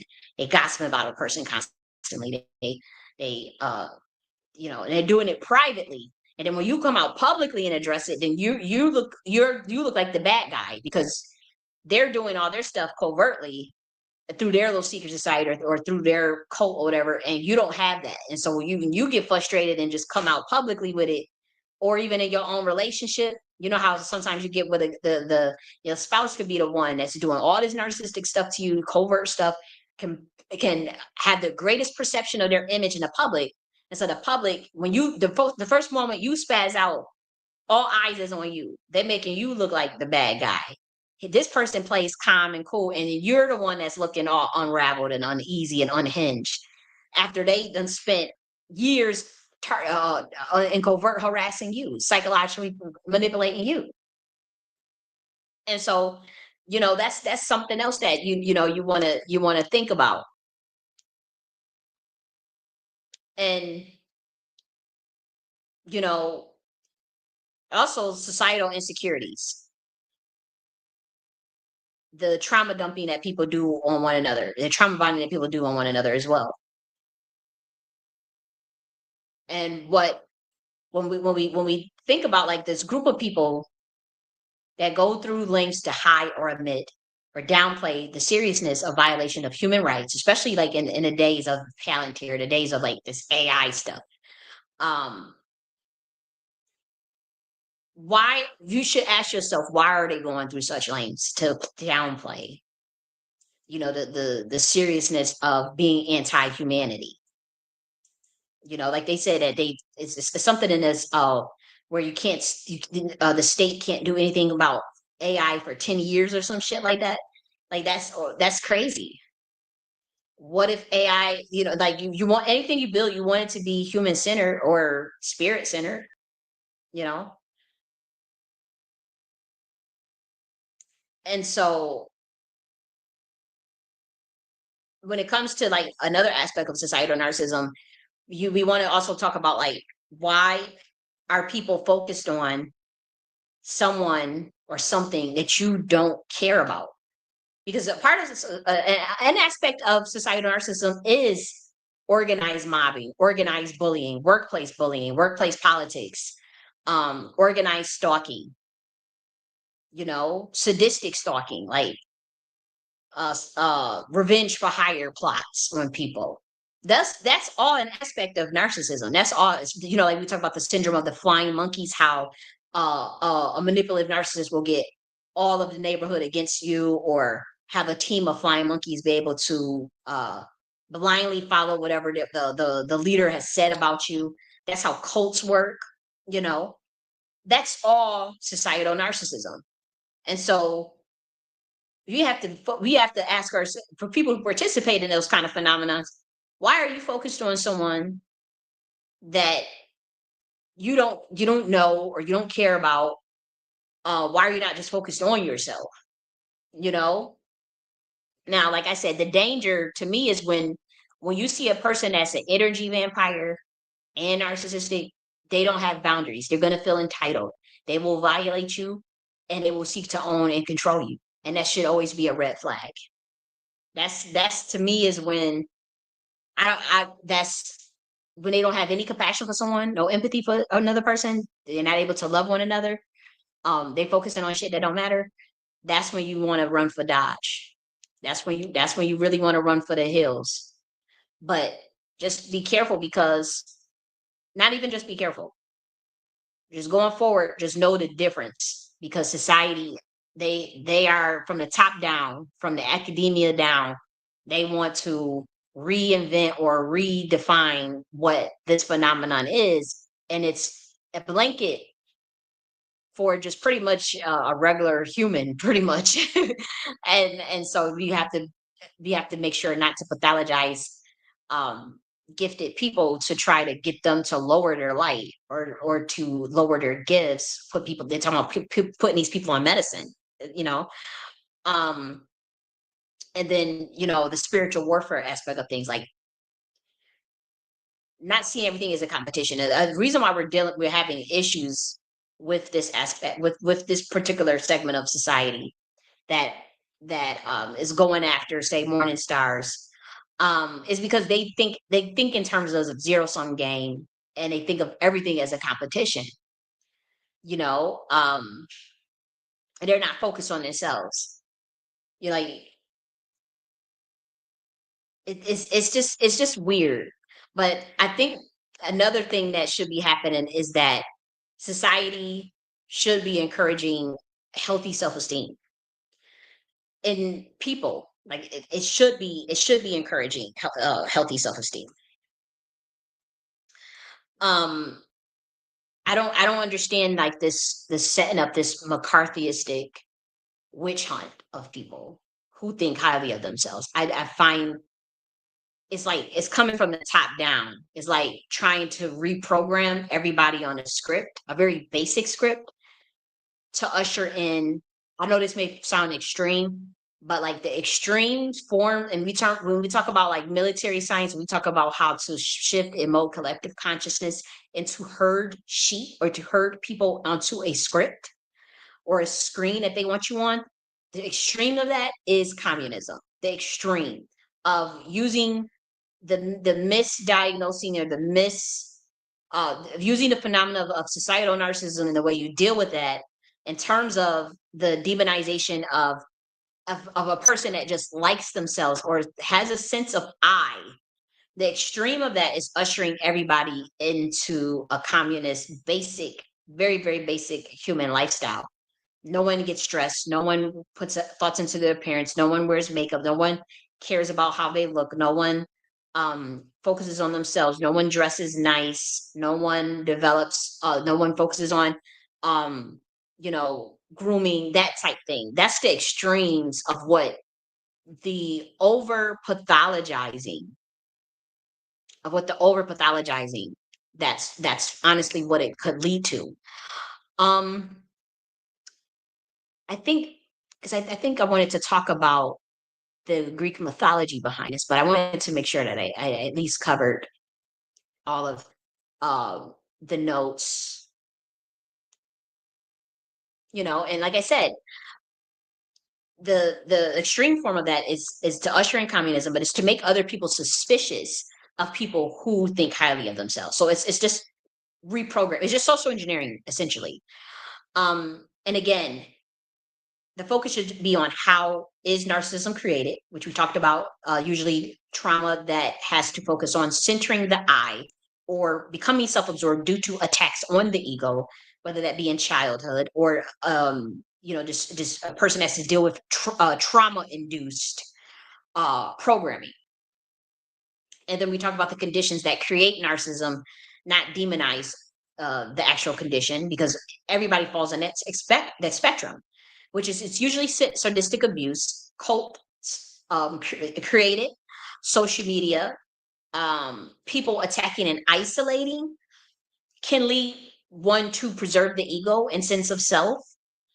And it makes you not trust a person. So it's a mechanism to not let your spirit get broken, but you feel the sense of grandiose importance where an unhealed trauma person would inflict pain on another person.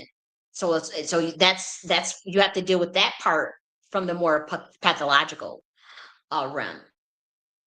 You know, um, if you're in a society that abuses you or targets you, you may also become more self-absorbed or more self-centered because you feel like you can only trust yourself. You can't open up to other people. Other people will not be safe because they could play you, they could harm you, they could hurt you, they'll gaslight you. They can gaslight you and try to make you question your sense of I, your question of your sense of intelligence. They'll attack your ego, your self-importance, making people not feel worthy. All of that stuff breeds narcissism. That's just common sense.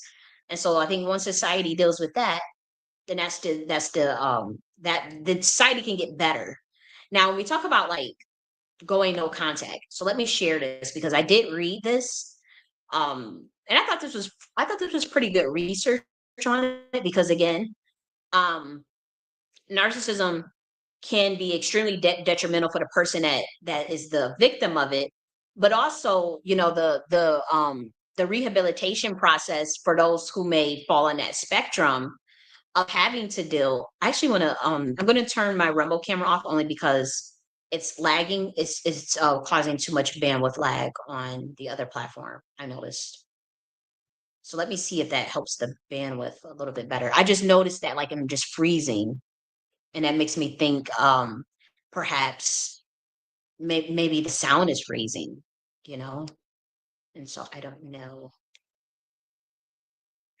Um okay. Let's leave it like this, I guess. Because I want to make sure that we go through this going no contact. Because like say you are dealing with a narcissist, and this is again a person that is an energy vampire who does have grandiose sense of self, has uh, has no empathy for other people, has no ability to care for other people and your feelings. They target you, they can antagonize you, isolate you, gaslight you, and use manipulation on you. If you know you're dealing with that person, whether it be your family member or not, you may have gone no contact or you may consider going no contact. And so Going no contact is when you permanently separate yourself from someone who has inflicted narcissistic abuse on you so that you can recover. And so you have to be prepared for retaliation. Usually, if you're dealing with a malignant narcissist, you have to be prepared for retaliation. You have to be prepared to deal with a smear campaign, revenge for hire, covert harassment, financial blacklisting, social blacklisting. Like, it can get really deep. Like, if you're dealing with someone who is crazy, psychotic, like, I'm telling you, I dealt with someone that I know for a fact that a network came after me, because I didn't want to play, I didn't want to be a part of a cult or a part of, whatever the little agenda was.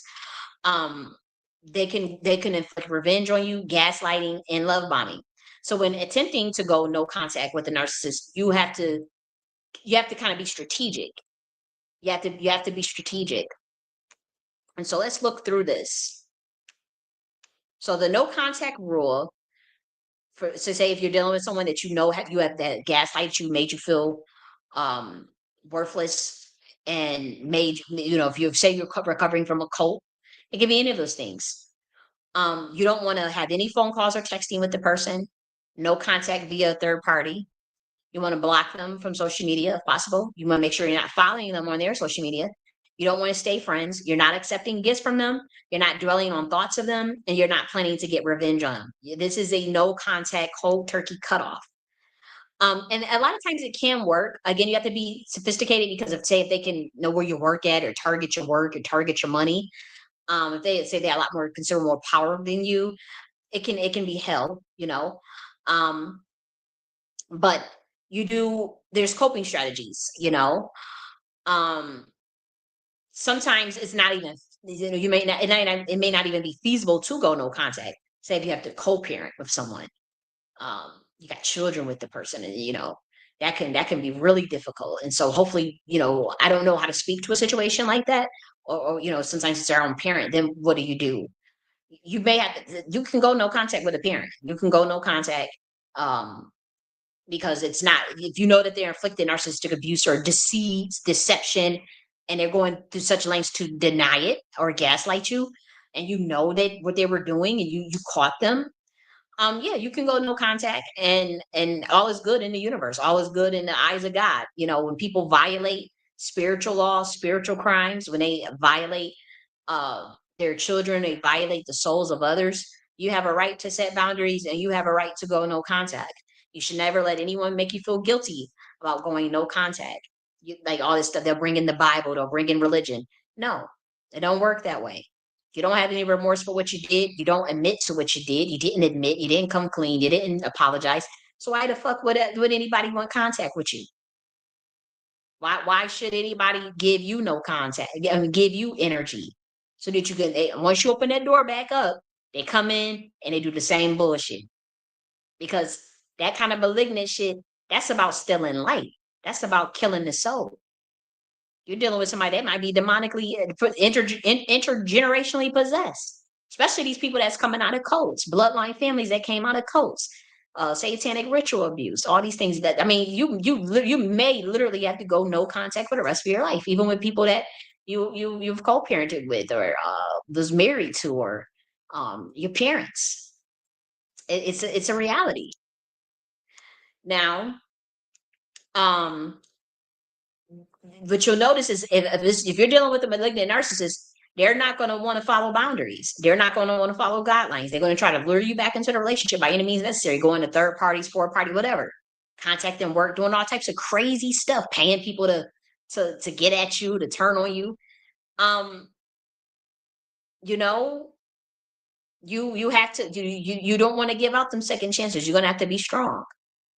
You're going to have to put yourself first. You may have to be a conscious narcissist for a while. By that meaning, you hold on to your sense of self importance, and you preserve yourself. You might need to isolate yourself just to get your mind right, to make sure that you're healing, make sure you don't be tripping, and how you're going to re-ingratiate yourself with trusting yourself again, but also trusting other humans and trusting other people if you've been through narcissistic abuse. And so, you want to not be the energy supply for the narcissist. And you don't want to open up that door. Like you may feel bored, depressed, or anxious. You want to call them back again, or you want to see you want to go to try to go out again. You know, they're going to feel challenged to get you back. They're going to deny that the relationship has changed. They're going to express intense anger. You have to be strong. If you're not strong, then you're going to get devoured spiritually. Okay. And so some ways they'll react when you do go no contact is they may gaslight you again. You may notice excessive calling, texting, or emailing. You may notice love bombing. You may notice reaching out via social media. Now, some of this stuff may just be somebody be concerned about you. So you don't want to, you have to use judgment. How did they treat you? Like, did they abuse you? But if someone is really, it may just be legitimately just trying to reach out. You know, they may contact your friends or your family. They stalk you. They seek revenge, And so you have to know how to go no contact. You want to let your support system know about your decision and ask for that emotional support. If you doubt your decision, the network can offer a reality check. Expect to experience mixed feelings. It's going to be hard. You may have a relapse, but don't go back, you know. Um, you especially if you have like Stockholm syndrome, you may feel tempted to go back. Try not to go back. Forgive yourself even if you do slip up. Be ready to get help if you feel threatened. If you may have to go to court or get a restraining order or whatever. If your narcissist has poor impulse control, be aware that your support may not understand your decision, especially like if you cut off your parents, or you cut off your spouse, your child or something. Like people may judge you like, oh, you're not supposed to do that, or you're not supposed to, and try to guilt trip you, use religion and all that stuff. You have to be strong in what you are doing and know what you're doing is the right thing. Avoid reminding people of the no contact rules once don't give it any attention. Seek help from a therapist if possible, and believe that it's going to work. Now, this is just one thing I wanted to share with you guys is I thought this was a pretty good write up. I did. I thought I liked this. I was reading this, and so we can go back here. I'll share this one. Try to free up some of this bandwidth here with all these screens pulled up. Yeah, I don't want all those screens pulled.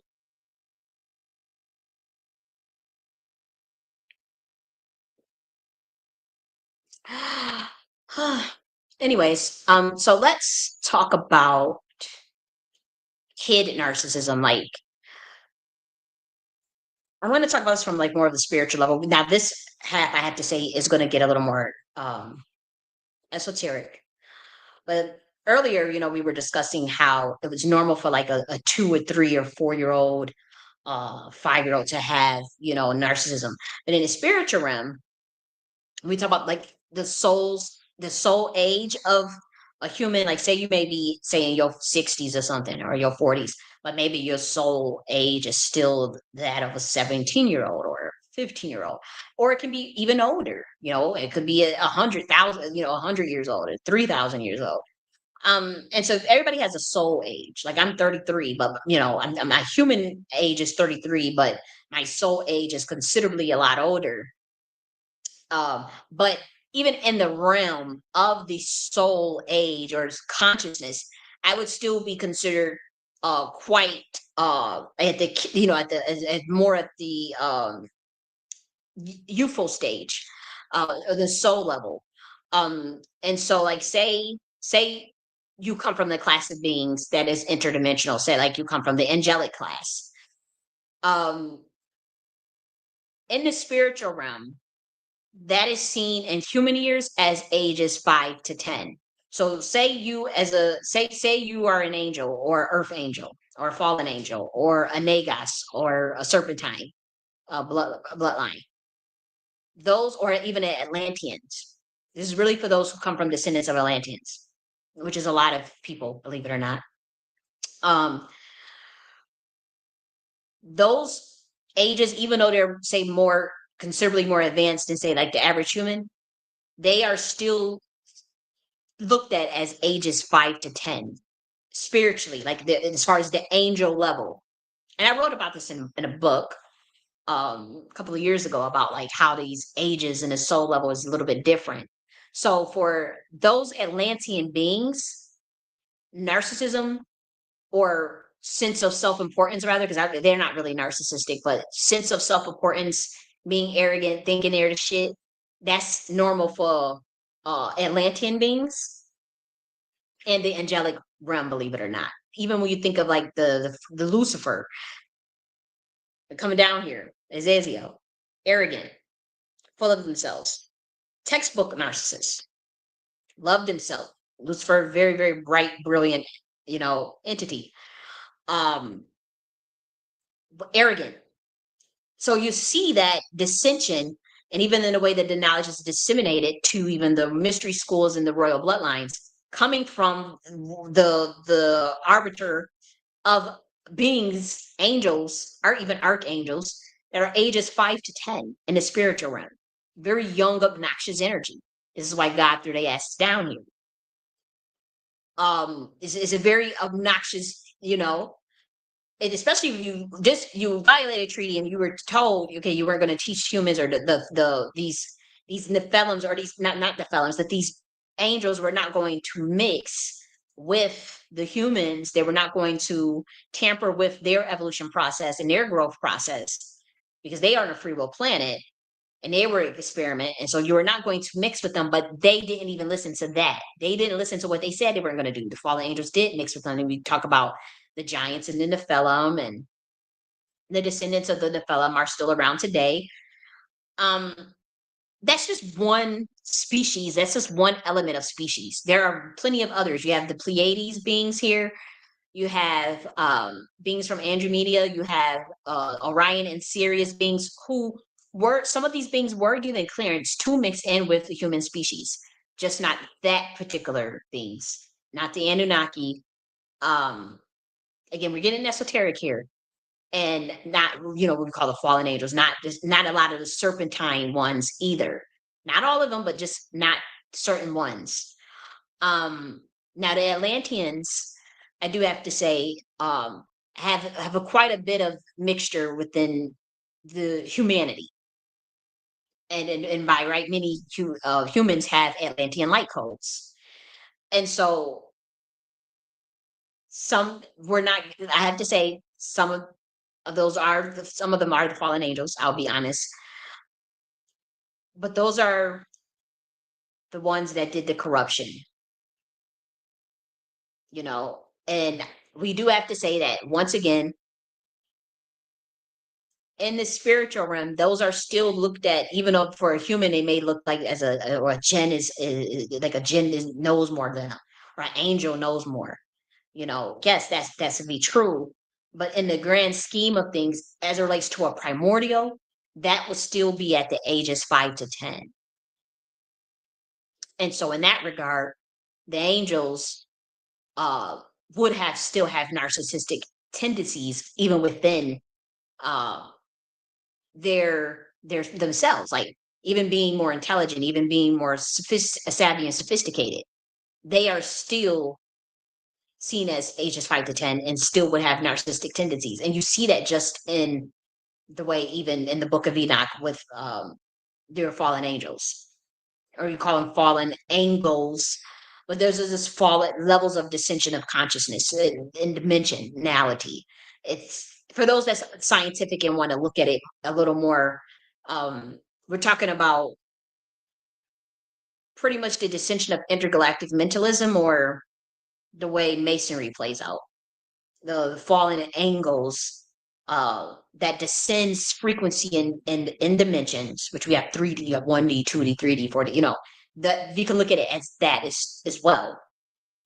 But when we say fallen angels, I'm speaking more from the qualitative aspect, putting it, personifying it, or to where humans can understand it. And then obviously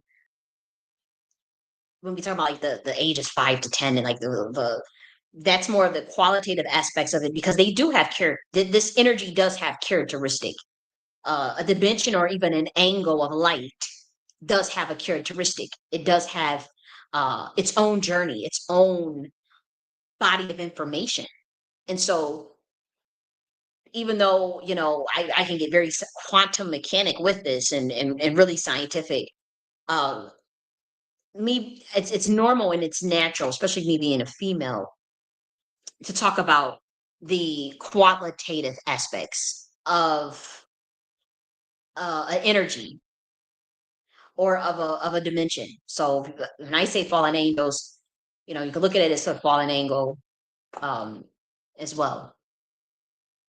But let's be real. When they came down here, even Atlantean beings, when they came down here, um, Planet Earth is kind of looked at as a virtual reality game to understand contrast and taxonomy, as well as duality and free will, and to also sort out stuff in terms of evolution of the soul. And it's like a school, but it's like, imagine a simulation school, mystery schools, for you to create your own IPU, which is your own ideal parallel universe.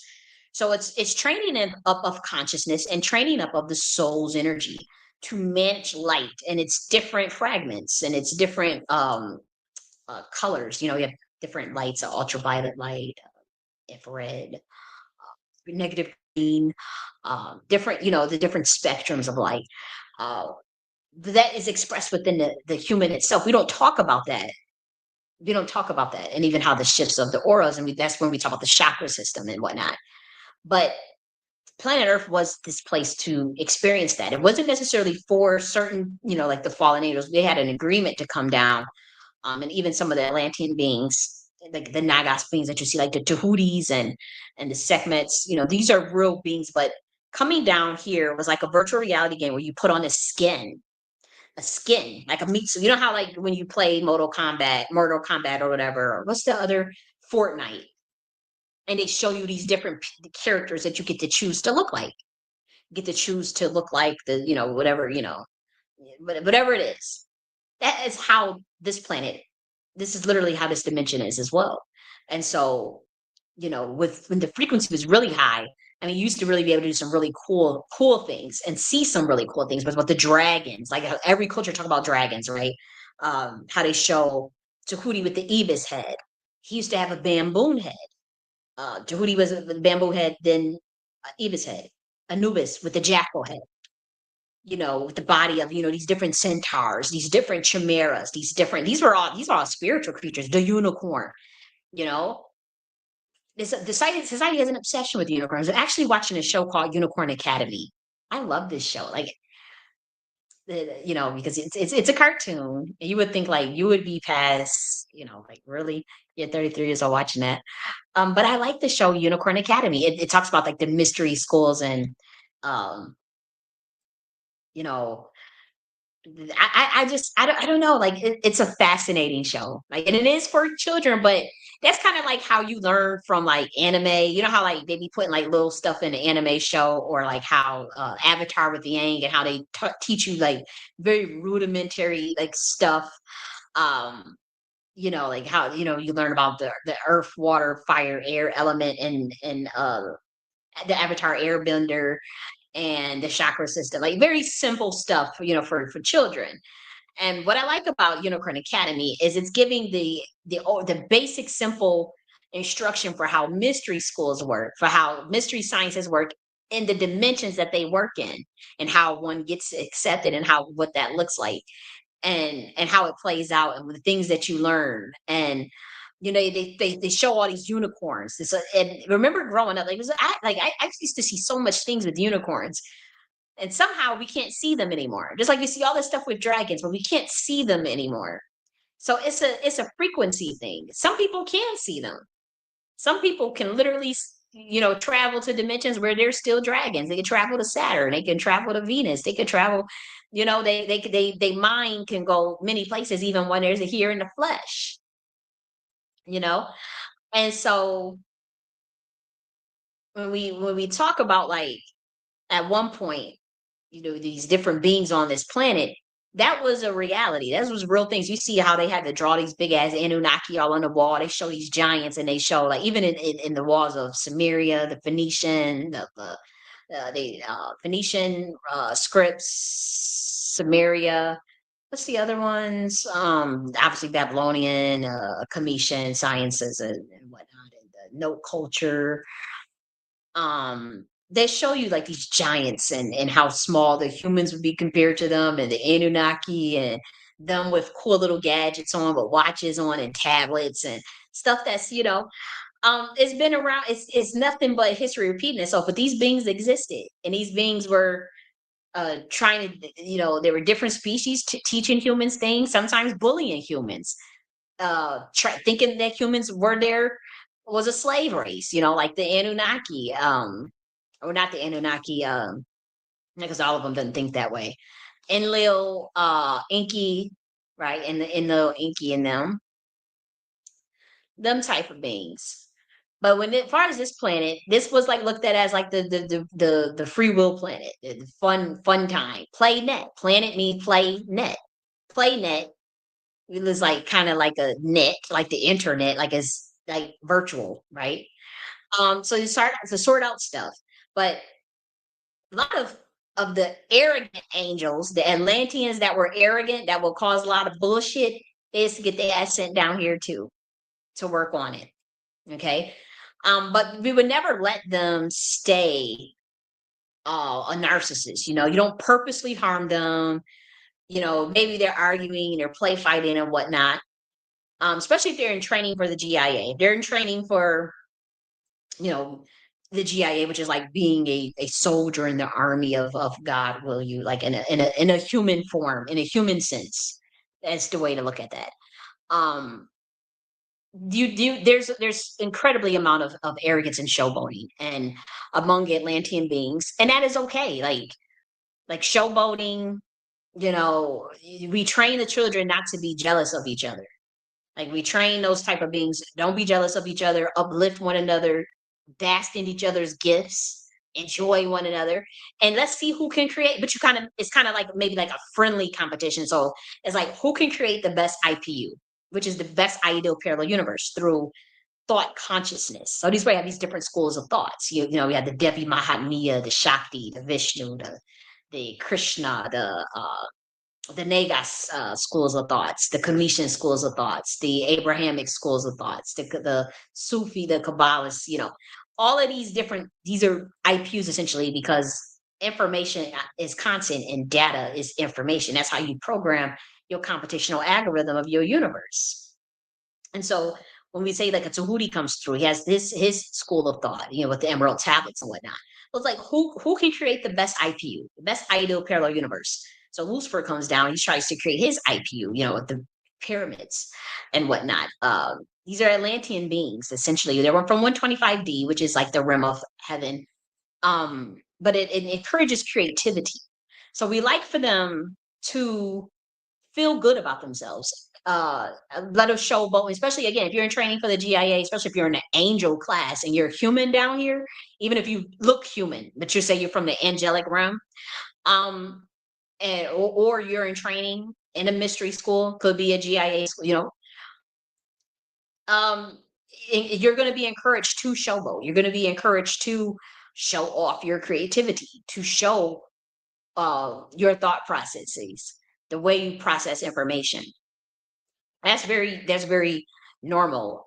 We also like for how like the Atlantean beings, like we always like to feel like we the shit, like we them boys, like we pop out, we show out, we rock out with our cock out, like you proud to be who you are. You encourage one another, and that's just like with any star seeds, but also any bloodline. There's people who are very proud. Like, you talk with certain beings and certain Italians, certain African tribes, certain indigenous tribes. They're going to be very, very proud. They say, well, I'm from the Lumbee tribe. They're very, very proud of that. From the Wolof tribe. And they have this sense of pride. Very proud to be from the Twi tribe. Was it the Twi tribe? TWI, right? I'm not from the Twi tribe. I'm just giving an example of these different tribes out here. There's people are very proud to be Korean and whatnot. So even on tribal and ethnic lines, you got people who are proud of their bloodlines. Um, But you also see that even with certain species and certain beings, that that could be seen as from, if you're trying to use the phenomenon of narcissism to target certain beings, yeah, you would demonize the beings who feel like they the shit, the beings who think that highly of themselves, the beings who think they're important, which would be the angels, you know, your morning stars. And remember, even in Revelations, when in the book, when Yeshua says, "I am the morning star," I am the morning star. Okay, but Lucifer was calling himself the morning star too. That's why I told you, morning stars are a class of beings. These are a class of beings, and they know, and they are still in existence to this day. And there are humans walking among you. They are being revealed to you.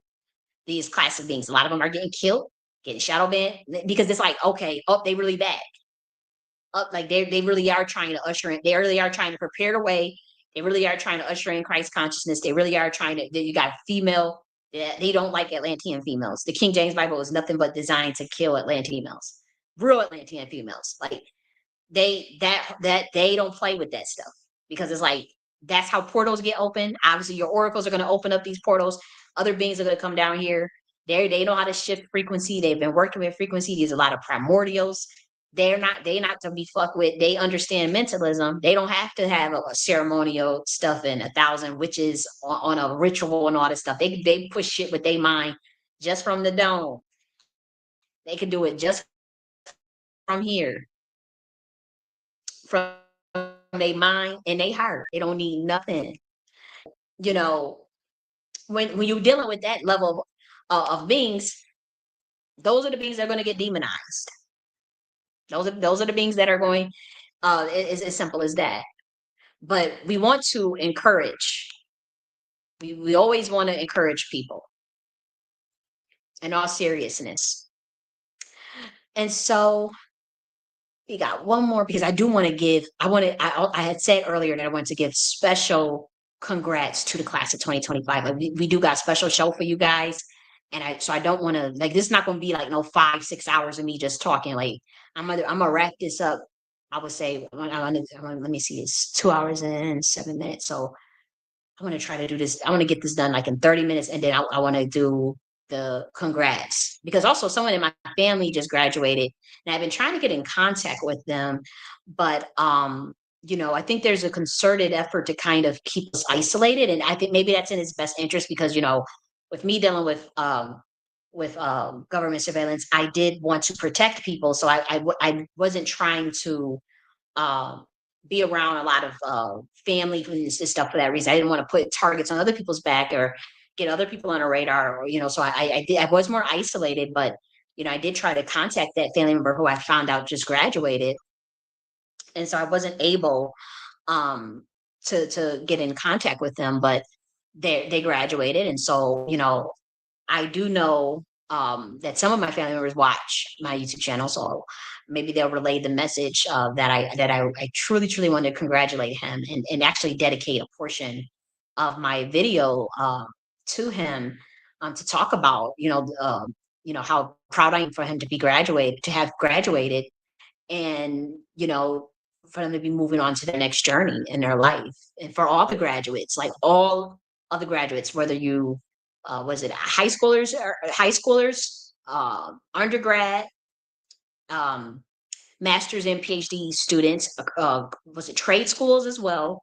What other ones? Certificates. Anybody who got something for 2025, I really want to congratulate you. That's an accomplishment. It is. It is accomplishment, to dedicate certain amount of time to focus on a particular topic, and to apply yourself and do what's required in the criteria, and to get it done, and to show that you can be disciplined and precise enough to do that, at least for however long you did it, whether it's associates, community, was it 4 year, masters, high school, what's it, eighth grade too. They got a lot of the eighth graders. I forgot about the eighth graders, kindergartners.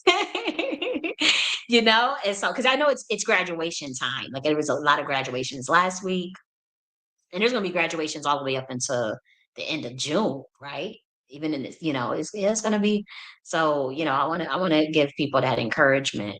Now I do want to continue just about 30 more minutes talking about like the Atlantean beings and even the fallen angels, the classic beings that got sent down here via treaty and via violation of the original order they came from, which would be some of the fallen angels, is Azazel and Lucifer in particular, because Lucifer has been identified as one of the legacy programs that's down here. I know exactly where these beings are. And we've been slapping each other asses up for a minute, and they kind of realize like, okay, this really is one of the this this really is another 125D being. Like, okay, what are we going to do here? But Lucifer's mind, even today, we talking like ages 5 to 17. And so very Lucifer is a very narcissistic entity, if you haven't noticed. Like, for those, especially those who may be in the secret society, who works with that entity, who do rituals with that entity. Yeah, you may notice the good side, maybe the protective side, maybe the brilliance, the lights, the knowledge, or whatever, that aspect. But you have had to have seen the narcissistic deviant side. You have had to have seen it. If you had really been dealing with the Lucifer child angel, which is ages 5 to 17, there are two Lucifers. That information was hidden from this planet by child Lucifer, because he's upset. He was upset with the original dimension in which he descended from. And so he left out the entire Council of 99, the entire Council of 125D, as well as the Dragon Riders, as well as the Order of Kali and all of the other. This completely left out everything as a slight and dig towards what humans would say creator God, but as a slight towards a couple of beings that threw his ass, that made the call to bring them down here. So again, planet Earth is looked at, as like this virtual, simulation. Is this game. You learn contrast, taxonomy, duality, evolution of the soul, evolution of consciousness, how to understand consciousness, and mold intergalactic mentalism, but it's confined. Obviously, you have a meat suit, you have a suit on, which is your human flesh, your temple. You may come from different ethnicities or whatever, different species within the meat suit. But when we talk about like the fallen angel Lucifer, he interpreted the game as far as this planet Earth, and obviously it's dissemination and envelopment for humanity always has streaks of narcissism. That's why every child at age 2 to 3 to 4 to 5 has narcissistic tendencies. Every human. It is reaped and born. Okay. Especially since the mixing with Nephilim DNA in different species that humans are now hybrid mixed with. That entity, Lucifer, still, who was sent down here to work out some shit, interprets the computational algorithm of planet Earth. Now, this is very high level information for those that's really been studying, that's really on some game down here. I'll say this because this may help us out all out. They interpret the game of planet Earth as if you don't have peace and love, you are going to be turned into a narcissist or lizard, or like someone that works from the reptilian part of the mind. If you don't have the frequency of peace and love, even if you do things that are unsavory, which that is a horrific misinterpretation of the information. But I've been studying them, and I see the way they operate. There is an energy where they think if you don't have the frequency of peace and of love, then you're going to be turned into a narcissist. And so part of the computational algorithm is to test the quality of human souls down here to see if they will rise above the level of ego, go through ego death. This is literally the computational. I'm giving you some game.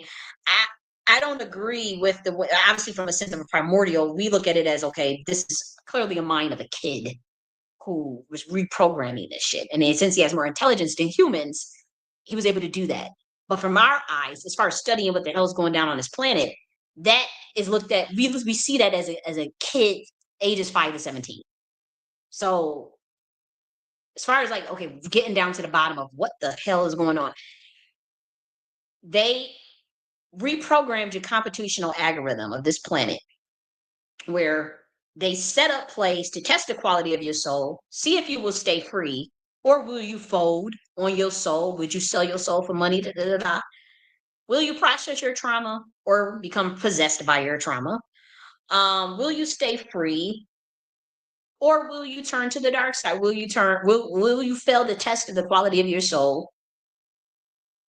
Will you fall weak to your flesh? We talk about, the adversary, your nemesis and your adversary, your potentiator is all within. Especially if you know the universe is mental, but also if you look for those who look at, okay, this is the angel side, the Satan side, the demon, that type thing. It's all mental processes. But as far as we talk about matrices and species who have the ability to create matrix cubes through masonry, and angels tend to be able to do that, whether they are fallen angels or angels that still stay to the order. Pretty much those who keep the oath to the order, creator God, and those who said fuck it and created their own little secret society. That's what we're dealing here with for humans that's trying to really get it what's going on.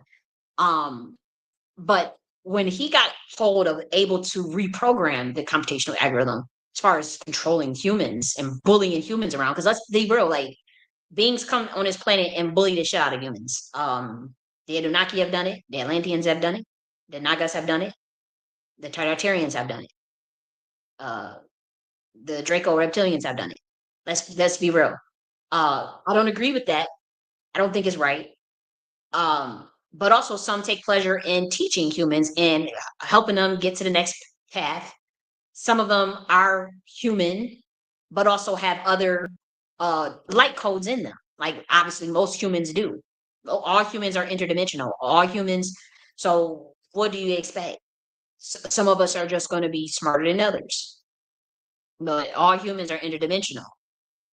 So when it comes to Lucifer, he's programming this computational algorithm as if you test the quality of soul and you fail it, and you don't have the frequency of peace and love to enlighten yourself, then you're going to turn into a narcissist or the dark side.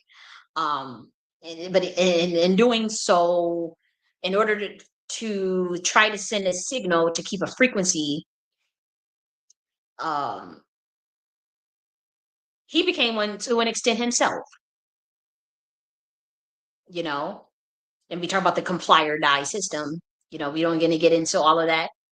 There's a science behind that was not meant for humans. This was meant for a specific being who knows the original order of the dimension they were thrown out from, which is the order of Kali and the order of dragon riders. Those beings follow a specific order to God, or to you guys call God.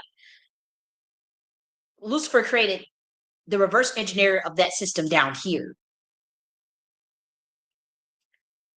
And the comply or die system is a very scientific concept that is not meant for humans.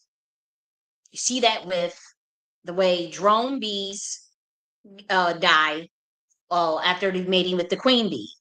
You see that with the way male spiders die by the black widow who eats them. You see that with salmon fish who go up a stream to swim and then they come back to where they die. They know naturally to go back where they die, comply or die. That is a very nature-based system. It has nothing to do. That's not something that's designed for humans, though. It's like also how bees, they go to pollinate. It's like we talk about the idea of harvesting energy. Just hear me out as far as the way species think. This is for those that got a really scientific mind, a real analytical mind. This is where the species of beings who are extremely cerebral. There's a group of humans that are extremely cerebral. They're a hybrid. They can go up to 45D. I've met them. They're incredibly, incredibly intelligent and incredibly, incredibly logical. I think these are probably the only beings that will understand me right now. When we talk about comply or die system and the science of it, and it's not designed for humans. We talk about the idea of energy harvesting and how for a human that would be looked at as a vampire. But for say this particular being, let's just give an example of bees. Bees, they have to go and pollinate, right? They have to go and pollinate. And where do they go and pollinate? They go to get flowers, these beautiful flowers. They're going to pollinate, right?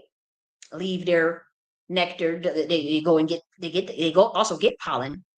It's energy harvesting to go bring it back so they can create honey and create royal jelly and brood and things of that nature.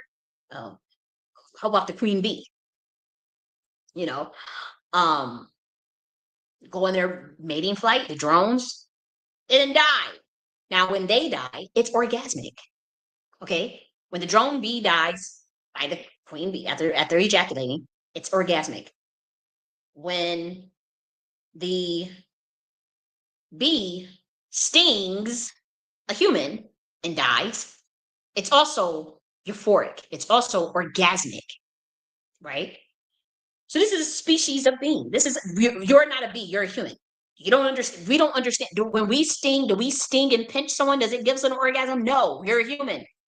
When do you need to go and harvest and go and pollinate something? You do things differently. You ejaculate in someone. You have an orgasm through intercourse. It's a different process. Okay. And so when we talk about like how interdimensional beings can form, whether that be humanoid basic beings or Dracos or whatever, those beings may be more in alignment with, say, the bees than humans in terms of how they operate. We talk about comply or die. Ants, it's a comply or die system. Is it not? I'm talking to you Masons. You should know. Ants, all about the good of the colony. Hive mind. They do what's good for the colony, good for the queen. The ants, if they don't comply, they will die. They must comply with the order of nature, the order, the structure. That is the way ants operate. They must. They must work. They must do that. That's the same the way the bee colony works. It's the same way spiders work to a degree. Spiders weave the web and live in the web in which they weave. That's very powerful for those who get the codes of how dreams work and how consciousness works, how the mind works. They weave the web and then live in the web that they weave. The dreamer dreams the dream and then live in the dream that he dreams. Okay, so I'm giving out some heavy game. That's the same way the spider is. A certain species of spiders eat the males after they lay them. The males they get sperm. It's time for you to be ate by the female. It's a comply or die system. The spider doesn't know. All the spider knows is I'm giving her nutrition so that she can lay them damn eggs that I just put in her. I'm going to go to a higher dimension. I'm a spirit in a spider's body, and I'm going to go on to the other form of consciousness. That's the only fucking thing I know, and I must comply or I die.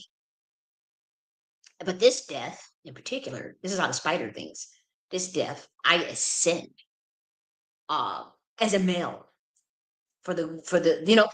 And so when I was going on my little quantum entanglement, I was trying to explain this concept, and I really felt like because I know because I dealt with stuff behind the scenes with certain women, they literally took that as somebody like they think on such a low level that they really think that what I was trying to say had to do with men or a woman going after men, trying to get men, or or the literal concept of a black widow and a female. Now we're talking about science. We're talking about a comply or die system in which, for the greater good of the way mechanism works, the way consciousness works, or even just the way evolution works, there is a comply or die system within spiders. Well, this spider lays that eggs in the females, he has to supply himself as nutrition for those babies so that the cycle can repeat itself. This cycle of literal birth. It's comply or die. Same thing with the bees. It has nothing to do with gender. It has nothing to do with the human conception of relationships, of human competition for males. Certainly not of that low level. That is extremely low level thinking. To assume that that's what I meant when I was bringing up the science behind how the science of the orders of the bloodline masons was not appropriate for humans. It's just not. you know that just because the way humans interact with one another. Humans don't need to become narcissists. Humans don't need to target one another. They're very malleable. They're very agreeable. They generally want to do good. They don't need energy harvesters. They don't need to bring back energy. They don't need to recycle energy within one another like hive system like the bees do, because they already have access to generate their own energy. They have access to generate their own energy. They don't have, so now we're talking about a group of beings, fallen angels, and then humans, and then them using, or even the demon class or the jinn class, who need human energy because humans have a higher frequency than them, or the capability of getting higher frequency. Now, those beings may be more intelligent to you. They may be more, they may be more intelligent. They may even be able to access certain dimensions that you can't. But they may be cut off from that last level of light that they want. Whether it could be any form of light. There's different spectrums of light, guys. Violet. We just know about the ones that there's violet light, ultraviolet, infrared, gamma, beta, different types of light. You know yourself that there's different types of light. And so if a being is missing the type of light that a human tends to have, then that being is going to target those humans and then try to energy harvest, whether it be a demon, a jinn, what else? Succubi, incubi, whatever, reptilian, whatever. They're going to attract. They're going to try to get the light. It is your human job, our job, to be preserving of that energy, to be preserving. Now, with Lucifer, his saying was that he was merely trying to be the potentiator for the human soul, the adversary, to test the quality of the soul. That was the original intent. They lost sight of that. That's why the treaty is up. And that's why you see all this shit popping up on planet Earth. Because, to be honest, they have not been playing that game right. Let me make sure I'm still on Rumble, because I know Rumble gave me some hard time. Oh, I knew it. Oh, hold on, guys. I always get cut off. Sorry, guys, if you were on Rumble. I got cut off. Yeah, I got cut off. Let me share the screen again on Rumble. That's so annoying. God knows how long I've been, like just off on there. Let's see. Do it again. Okay, so I got kicked off Rumble.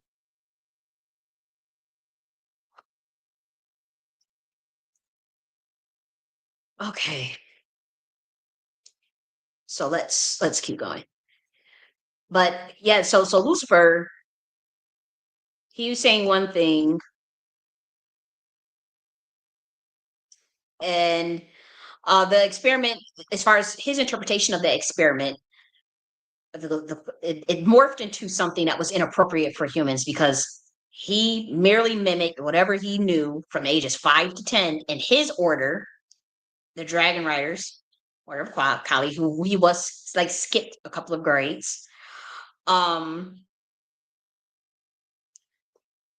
He mirrored that entire system down on this planet, even after being told not to. It was not. That's just like how, just in the Bible itself, it talked about how Azazel, it was not supposed to be teaching humans all of those mystery sciences about the various metaphysical properties of herbs, of roots, of sciences that we already knew. And it wasn't that you guys weren't ever supposed to learn it, just maybe not on this dimension. That's probably what it was. There were always going to be humans that were taken into certain mystery schools to learn that information, though. That's where you see like the visitations with Angel or Archangel Gabriel, Archangel Michael, Archangel Michael, all these different visitations that certain people, they say have dreams of, especially of royal bloodline families. But what you see in terms of, the way this knowledge was disseminated to the entire human race, it wasn't supposed to be so haphazard. I'm not saying it wasn't supposed to be done, just not in this regard. And some things was forbidden. Some things were forbidden, but in particularly the setup of comply or die, that angels, certain species of beings, particularly even some of the Dracos, those beings understand high level systems that that are based on the building up and harvesting of certain energy markers to get up to higher dimensions. And humans don't need that, is all that I was trying to say. But as far as some of the Atlantean beings that are also part human, a lot of the Atlantean beings naturally also still comply with that system, believe it or not, even if they do appear human. And it's because they are part 125D, which means that they are part angel. Um, yeah.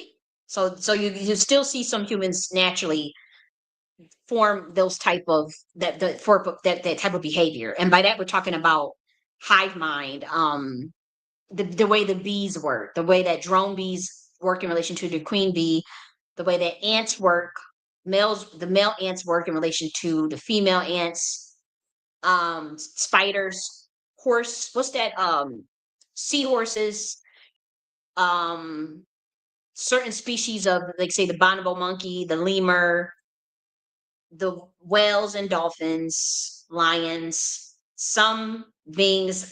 Those are very specific energies. Obviously, those are all matriarchal animals. But there are species of within humans that operate the same way, and those are our part Atlanteans. The dimension of 125D is originally matriarchal, which you see with the deviant male, Lucifer, the child angel version. Clearly there was some beef and some schisms, and I talked about that in the uh, the language of the gods, the Queen Mothership Part 3, the language of the gods, and Age of Divine Feminine. We talked about the ascent of what all that looks like, and then also how, like, all of these IPUs, like all of these religions, are IPUs essentially. Yeah. But as far as them coming down here, some of these angels, um, they are expected to come out of narcissism, and we do have a process for that. And so even though, like, the kids are required to love themselves and required to love each other, we still require the love bombing. Like, that's why even when you see, like, the way the cults are ran on planet Earth, the love bombing element is a very conscious process. It's just not mixed in with trauma induced mind control. That is not allowed. Now, you maintain the child's unique characteristics. You're relying on each other's gifts to form a unit. Now, each other's gifts to form that unit makes you unstoppable. That's why you don't shame people for their gifts. You don't devalue people's gifts. You don't try to get people to play down. You want people to play up. You want people to thrive. You want people to be their best version, because there's going to be a time in society and civilization when you need to rely on that, when you need to depend on that, and when you guys can form together to create more innovations, solve problems, get things done, you know? And so, if you're dealing with narcissistic children, you don't want them to turn them into complete narcissists. And that is what trauma induced mind control does. That's what satanic ritual abuse does. It creates psychopaths so that they have no human emotion. Okay. And so there's a way of bringing them back through love. And we teach them that. And that is what Lucifer remembers when he was an angel child.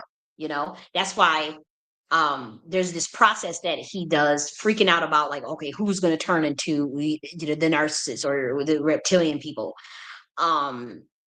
He's operating from the ages 5 to 10 on this planet, but he's considerably more intelligent than humans. And so you see that, when he was ages 5 to 10, in particular in the Order of Kali at 125D, there was that process of remembering, of constantly love bombing them and teaching them about love. And so that's why he remembers that. And that's why it's like, okay, if a human has peace and love, then we can, test the quality of their soul, see what will happen. And he still does that to this day. The treaty is up, though. They know that they violated that treaty. And so there's going to be some major changes on this planet, as you can already see, but we're still in the growing pains, and then they're still fighting. They still fight us. Like, it don't matter what you say you're going to do, or what you think you're going to do. you know you're going to have a pushback. You're always going to have a pushback on things. And so now, I want to share this. this is the Greek mythology around, the narcissist. So we can look a little bit into this as far as like where does this even come from? So let me try to free up a little bit more bandwidth and click this stuff off my screen. I'm hoping that it gets a little better. I do want to check the sound though, because it's been quite a while. And since like I had the camera on, it causes, like a lot more lag than usual. So let me at least try to make sure that sound is good. Let me turn this up for a little bit. Okay, so that's still good. That's still okay. Okay. So let's look at this. Let me just make sure I'm good on Rumble. Okay. So this is where the story, the phenomenon rather of narcissism is born from the mythology Narcissus. This is Greek mythology, and there was this. I'm not so familiar with this story. I remember it very vaguely, but there was a hunter. Let's read it together. He was a hunter from Thisbe in Boeotia. He was known for his beauty, which was noticed by all. And then, according to the best known version of the story, this is it's called Ovid's Metamorphosis. Narcissus rejected the advances of all women and men who approached him, instead falling in love with his own reflection in a pool of water. In some versions, he beats his breast purple in agony at being kept apart from this reflected love, and his place brought in a flower bearing his name. And so the character of a narcissist is a term for a self-centered personality style. And obviously the qualities and extremes we talked about earlier is extreme, uh, personality disorder. But this narcissist person, he's this is the person, this is where the story starts from. He rejected the advances of all women and men. Now, when we see that today, when someone is rejecting the advances of all women and men today, usually when a human does it, it's because of hurt and pain from the past to avoid getting hurt. It's usually because they've dealt with some sort of trauma and they are rejecting the advances of women and men who approach them and instead focusing more so on themselves and falling in love with themselves because of the attacks on their ego or the sense of I. Now, what happens is you have to bring a person up out of that. Okay, maybe you do have pain, or maybe you did want to look more reflective into yourself and fall in love with yourself. That's fine. But you still have to focus on, empathy and compassion. And you don't want to reject the advances of other people who, may have your best interest, who may help evolve your soul, who may offer companion or growth in a way that you may not be able to get it on your own. And so, I think that's the lesson that I learned from this particular mythology rather. Yeah, so they said this was a part of the Greek mythology. Hmm. And so this was from the book Ovid. It was published in 8 AD, book 3 of Metamorphosis. So I think this was probably always like some sort of metaphorical, analogical mythology to talk about like the rejection of the advances of men and women and instead falling in love with his own reflection in a pool of water. Um, I think that this comes from someone who gets to understand themselves. So we talk about someone that reflects the pool of water. So they're looking at themselves. They like the way they look. They're content with their own energy. They're content with their own self. And so they reject the advances of women and men who approach them. And so what I want to know is like, what is the context of the rejection? Because like the rejection, was this person a targeted individual? Was this person narcissistic abused by and targeted by society? And so maybe that's why they rejected all of like there's not enough context for me. But I will have to say that just objectively, uh rejecting the advances of everyone and instead just being alone, it may be appropriate in only certain settings. That's not appropriate for the human experience in its totality. It's not appropriate. Um, because maybe for a year or two, maybe you need to heal. Maybe okay, we get it. but that's not the appropriate response for life. And that objectively we know, you know. Um, Again, I think at moments and times it could be appropriate for healing, for understanding, but just not um for the continuity. So I do say that this particular mythology, I like it. I think on its surface, you know. Oh, thanks, Reek Havoc. Reek Havoc said I'm looking so good. I mean, I did try, but they say this is narcissism to do your to try to do your hair and look good. You know, I had got like this little flower and stuff. I thought I was like, you know what? You know, let me get on camera and stop being so shy. And I wanted to have like a way better camera quality. Like this is the um computer's camera. And I have a cheap computer. So it's it lags. It's not, you know, like it's crisp, but I didn't, I couldn't afford like the external camera yet. But eventually you like to get a better quality camera, but this is it for now. But I did want to stop being so shy and get on camera, especially because I want to be doing more things. Um, I want to join. They have like these different programs to help train people to run for like office and stuff, like even local level and different types of levels and stuff. So I have to be out more and get more local and whatnot and take advantage of some of those training programs and whatnot. Um, so I'll do that. Thanks. Thank you. Thank you. Um, and so now that we've covered that mythology, I do want to focus on the congratulations for the class of 2025. And so let's on God, like give yourself a hand clap for a great accomplishment for those that are the class of 2025. And so let me look because there was a lot of uproar about like certain people, a certain decorum at graduations. Like some of the kids were dancing and some of the kids were getting in trouble for dancing as they go across the stage and stuff. And so, I really don't like that, but I understand it because, you do want maybe some sort of uniformity or conformity, but at the same time, like people are excited, like people work hard. And so I personally like to see the expression of joy and the expression of people, celebrating, even though I'm a pretty structured person. I'm pretty like reserved myself, but the class of 2025, they should be dancing and celebrating. Like why not? Um, let's see, they got all types of stuff. There was so many graduations. And again, like my family member, one of my family members graduated, and I was not able to get in contact with them. I've been trying.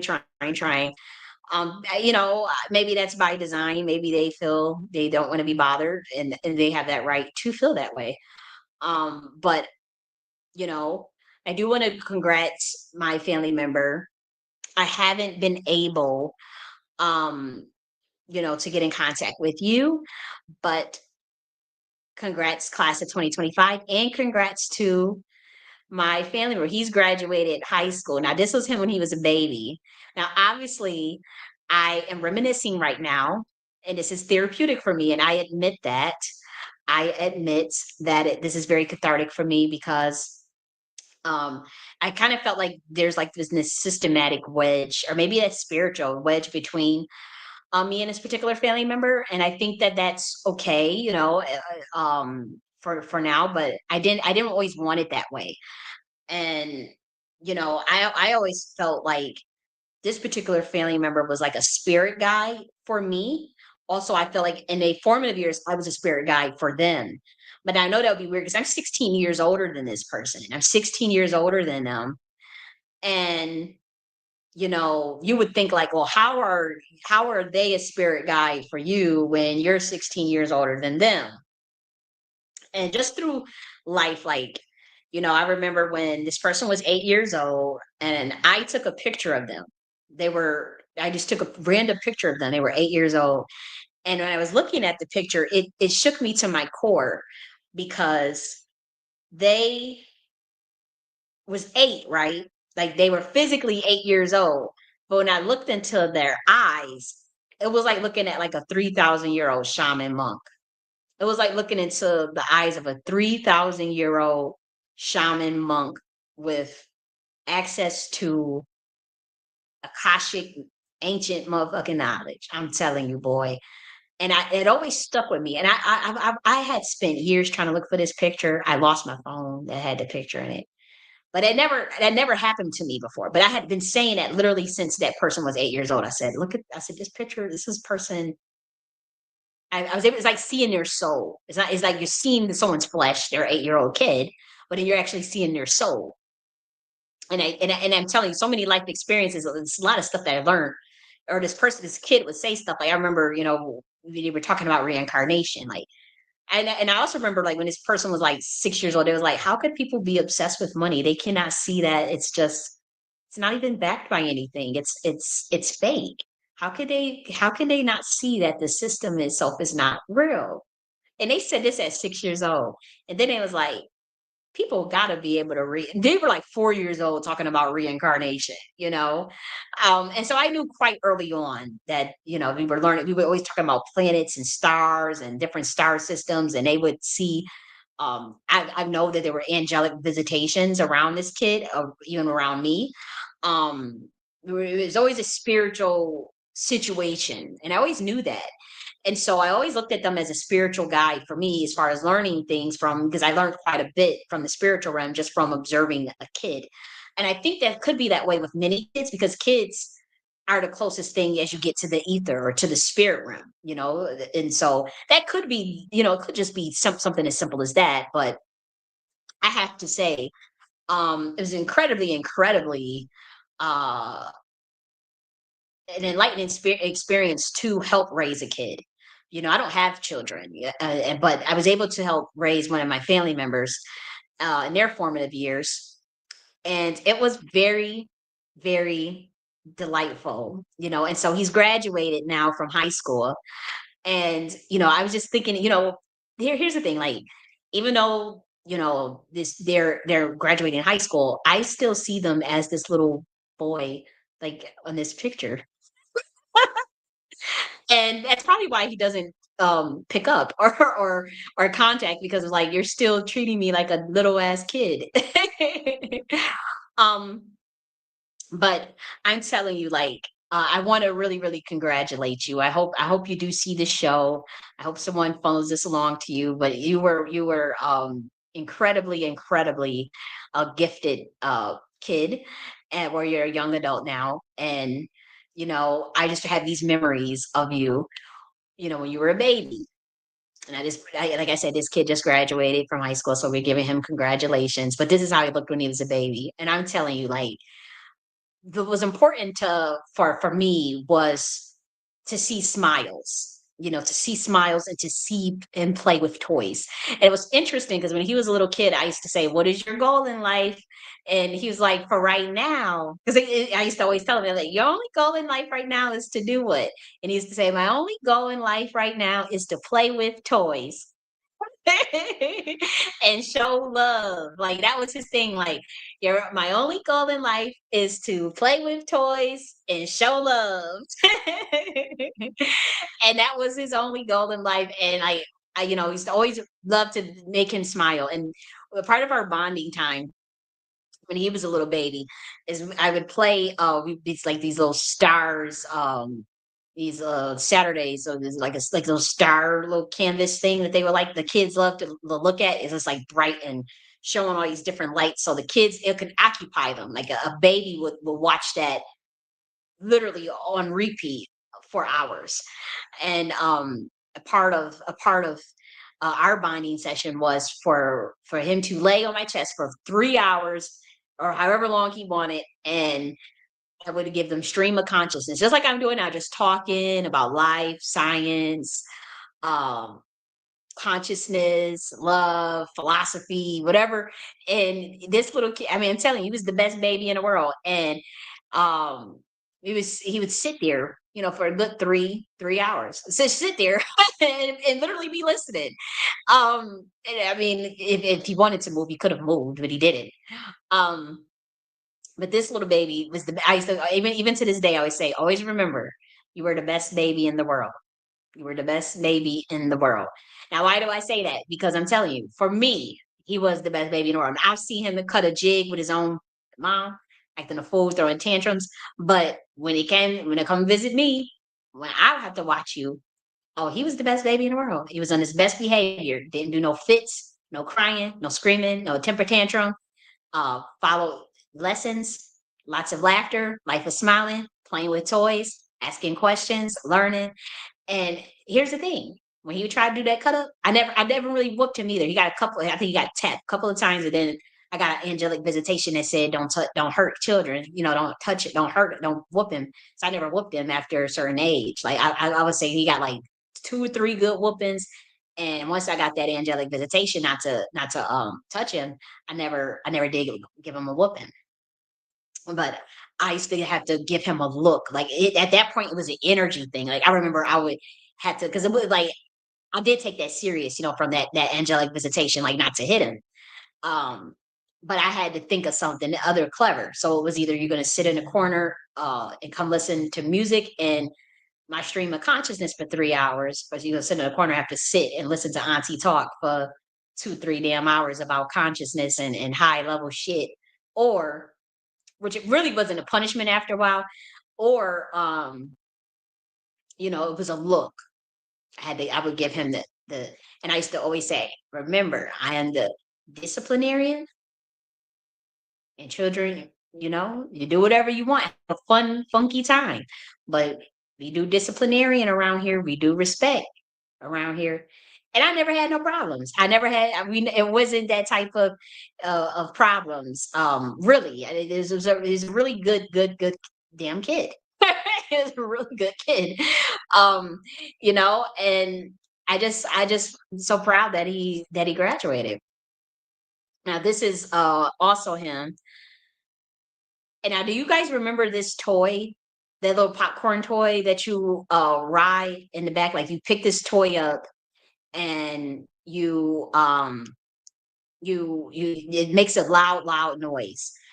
And I have to say, I felt that toy was demonic growing up. And I'm being facetious. I don't literally think the toy is demonic, but it was very loud. And I would sleep, and in the morning, this kid, and I think he did it on purpose. Actually, I caught him doing it on purpose. Obviously, he's only 2, so I didn't care, but he would grab that toy early in the morning on purpose. And it's a really loud toy, this little popcorn thing in the background. And he would come in the room with a very sinister look on his face, looking at me to wake me up with this damn toy. And he did that on purpose. And when I tell you, oh, he used to get it. I used to just give him this look. I used to say, you better put that toy up. You find something else to play with that's quiet. It's early as hell. I said, or you're going to get right in this bed with me and you won't play with no toy. Either you find a quiet toy to play with this early in the damn morning, or you get your butt in this bed with me and you get no toys. And we did that twice, and he learned his lesson not to play with this popcorn demonic toy early in the morning. It's loud. It is loud in the morning. It will wake you up. And this was his go-to. And he'll come right in the room, just like smiling, just like that, with that toy. And it would be a sinister smile though, like, yeah, I'm getting your ass up. You dead ass in your sleep, snoring, sleeping like a baby. And I'm coming in the room with this toy, pop, pop, pop, pop, pop, get your ass up. And it's like 7 o'clock in the morning on a Saturday, 6 o'clock in the morning on a Saturday, you know? And I would look at him like, put that motherfucking toy up, or you getting your ass right in his bed with me. And I get up at 10 at 10, you're gonna be sitting there with your eyes open for 3 hours in silence while I sleep. And he tested it. He tested me. And okay, get you sitting there for 3 hours, wait until I get up. And he never got that toy again. Now there was other toys to play with. You know, there's always other toys. Like I'll show you this. Look how this how many toys. Let me see. As you can see, there's lots of toys to play with. You know, there was other. He didn't have to grab that toy. Or there, even that whole box in the back, it was nothing but filled with toys. And this was in 2008, so I was in high school. I was like 16 years old in 2008. Was it? Yeah, I'm 33 right now. Yeah, like I was in high school still in 2008. And so you know, there was other toys to play with. And as you can see, always smiling. We love to have a smiling baby. And so I would tell him, like, your only job in life is to play with toys. Until further notice. And so I used to say, until further notice, you know, when you grow out of toys, you grow out of them. But you can see all the toys in the back and always smiling. So he was always playing with a damn toy, something. And I would play with him many times. You know, we would play with these toys together quite a bit. But in the morning, don't play with that demonic ass popcorn toy. And another one, this picture was always memorable to me because he had got in trouble for pressing all his buttons on that CD player in 2008, and he got in so much trouble. I mean, I kind of felt bad, like looking at these uh, beaming eyes. I had felt so guilty because I said, "Why are you?" He was playing. He was like about to rip open the damn CD. He was pressing all the buttons. He was about to break it essentially, and I said, "You know, stop touching that. You don't touch that." And I did like pop his little head or his little hand, and it made him sad. And I felt so bad. And I was like 16 at the time. I felt so bad, and I hurried up and apologized and made and to try to make him laugh, and it worked. And so that's why he was immediately caught laughing right after because I had felt so. I was like, oh no, you know, um, because again, he rarely got whoopings from me because until I had got angelic visitation after I had whooped him twice, and I just didn't it just don't feel right to do hit kids. I don't know, it just it's something about that just don't feel right. It just feels low frequency. So I never really had to do much whoopings after like two or three times he got I just didn't feel right. But yes, congratulations. You know, he just graduated high school and I'm just reminiscing over his baby pictures and stuff. Um, and I haven't been able to get in contact with my family member. You know, it's not my son, but I kind of like looked at him as a son, you know, in his formative years because we were together quite a bit. We even shared a room together. And so this was like I did look at this kid like as a son. You know, I'm not even gonna hold you like a godson or something. And you're graduating now. And off to the races of life you go. Off to the races of life you go. And I'm hoping that life is good to you and that it's been good to you. I know I could have done more, especially I left Buffalo. And so, I just kind of felt guilty about that on some level, even though it's not my kid. Um, but I did feel guilty on some level. Um, and like I kind of internalized that. But congratulations to your graduation. If you want to ever reach out, I am here for you. And with that said, I want to now focus on our music playlist because the music playlist is for the kids. It's for graduates. So and I also want to do a little bit of esoteric breakdown in some of our music playlists because it's an honor to see some Atlantean beings. It's an honor to see humans that still understand like the sciences of the order of Kali, the sciences of the Atlantis dimension, the science of the 125D, um, Dragon Riders connection. Like it's fascinating to see it in the music and to see certain um people put the information out, even in coded ways, but even in the way they do things, it's so reminiscent or it feels so familiar spiritually and culturally. And so I want to celebrate like some of these artists and whatnot. And we may break down some of the codes, not all of them, but some of them. So let's share this playlist. It's not too long, but we got Tall Black Guy again because he does some really cool stuff, you know. And I just love Tall Black Guy. Terrell Wallace, I think that's his name. I think he's such a dope artist, producer, you know, and he's one of my favorites. And then we have believe it or not, you know, when I was in my quantum entanglement, it was kind of like being it's kind of like sometimes if you're not, you know, it's kind of like you feeling in there in the ocean. Imagine just feeling like you're in an ocean in the dimensions and consciousness, and you have to swim to the shore, and you have tides, you have waves that can kind of bring you back. You know, can kind of mess up your swimming to the shore process, and that's how quantum entanglement sometimes feel. And you need that anchor, like you need sometimes anchors to pull your consciousness all the way back into like 3D or 4D, 5D, however you want to look at it.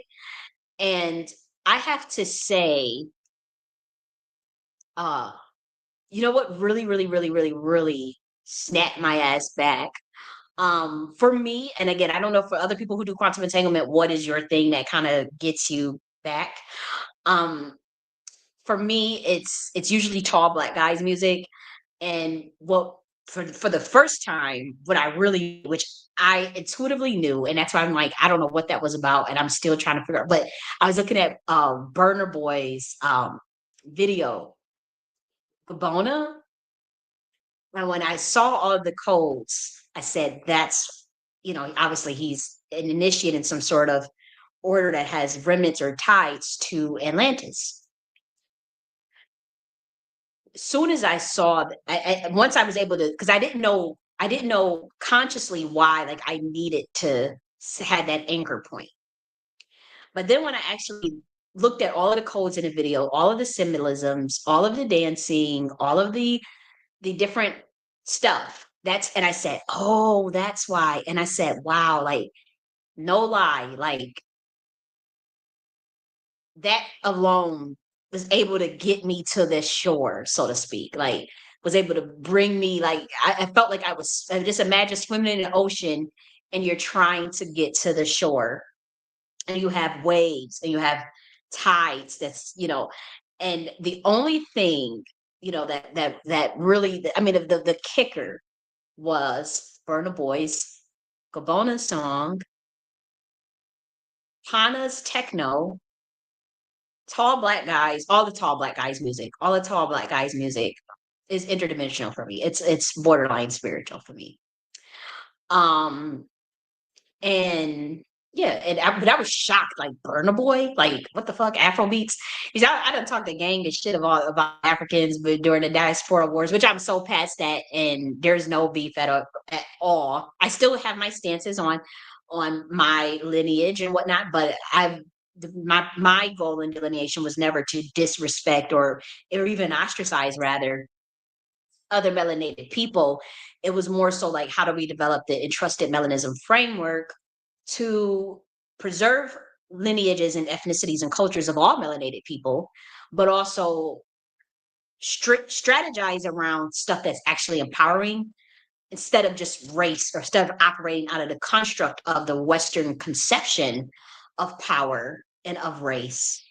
So it was pretty much a very um, theoretical, but also strategic and military way to undo psychological slavery and undo colonization of the mind and spirit, and really rest on the essence of the cosmos, but also Earth, the cosmic realm, as well as who we are as melanated beings and melanin. And it wasn't to divide humanity, but as far as the remnants of colonization and the roles that play on the mind, that work is still being done on the continent of America and on the continent of Africa, and wherever there's melanated people, of dealing with the effects of that. And so the entrusted melanism framework was simply a way to deal with that. I would say so. Well, like I said, what was interesting is that to get through the quantum entanglement stuff that I was going through, um, as far as really settling back, like really settling back, and by that I'm talking about consciousness settling back in 3D, 4D, 5D realm. Um, I needed that that anchor, which happened to be Burna Boy. It's like how I was literally perplexed. I was so perplexed. But what it was is the fact that apparently, just from the codes in the video and how I understand it, and I'm not going to break down all of the like go into like a Atlantean quantum entanglement and break down all of those codes because I don't want to step on anybody's toes. I don't know what order he's from or what what he knew, what he learned from his oral history or from his tribe, and it could be sacred, and I'm just out here just telling all of the okay, this is mean that mean this mean, because I did that before, and I don't mean to put people on the radar or get people in trouble or anything, so I have to be careful with getting excited, to see certain things that like, oh my gosh, like, as far as my memories awakening, and as far as past life memories, interdimensional memories, things that that we know as our souls. And sometimes you get excited when you see someone from a soul tribe, or you see someone understand maybe something that you understood from a different dimension or from a different lifetime ago. Sometimes it gets exciting, but at the same time, like you you, you know the way this planet is set up is a lot of this stuff is still secret for some reason, or this stuff is to be secret and whatnot. And so I don't feel comfortable just breaking down every little thing of Burner Boy's Gabona video. Same with Technopanas. I don't feel comfortable just, oh, here, look at this. This what this mean. That's what that mean. Because this could be these people's culture, and I'm just. But for me, I understand it from the Atlantean realm, or the realm of the spirit. The realm of the 125D. And so, I just think it's interesting. But we'll start with Tall Black Guy. We're going to bring you into the dimension of airplane mode. um I am gonna turn off YouTube once we get to Burner Boys though, because that through for copyright, I still probably get copyright with this, but it's not my channel's not monetized. But we'll start with Tall Black Guy. This is called airplane mode, and there's a lot of code. So when he's certain artists, I'm realizing like you do have to be at a certain frequency to truly understand the even certain things that they'll hide in their music. Sun Ra was really good for that. Sun Ra was a genius at that. He was totally otherworldly with communicating to his beings, his frequency, and the beings from his frequency. He was extremely, extremely intelligent and sophisticated in doing that. I mean, it's otherworldly. I would say he's the most advanced soul on this planet by far, artist wise, that can do that. Sumra. The stuff that he can communicate is stuff that is still yet to be uncovered. By that we mean like being able to quantum teleport messages, that he was able to quantum teleport stuff from 60, 70 years ago, stuff that he knew was going to play out, even that's playing out now. It's pretty creepy. And it's hidden and it's covert, and it's only for his beings to know, the beings from his, how he told you guys, what he believed he was and who he was, and he knew that, and he moved accordingly. And yes, he was a one that was a master in quantum entanglement and quantum superpositioning, and knew how to get how to quantum teleport information through music, uh decades, uh in advance. And it is extremely, extremely incredibly advanced. Now Tall Black Guy, I would say he's reminiscent of that for me. I think, obviously Sun Ra was doing his stuff in his 70s and his 60s. So the stuff that I'm talking about, Sun Ra was in his 60s and 70s. So obviously we're talking about a master teacher who's incredibly intelligent at 60 and 70. And so Tall Black is not quite that old. Not I don't even think he's remotely that old. He's probably in his 30s or 40s. And so I think he has the potential to get to that level. It's just, it's not there yet, but it's still, for me, it's extremely advanced. I admire it. I appreciate it. I think that this guy has the gift of music ministry, but it's a spiritual gift. It is a spiritual gift, in my eyes. And so I want to, um, start with Tall Black Guy and get into some Gabona and some Burna Boy, and then we're gonna get back into Tall Black Guy.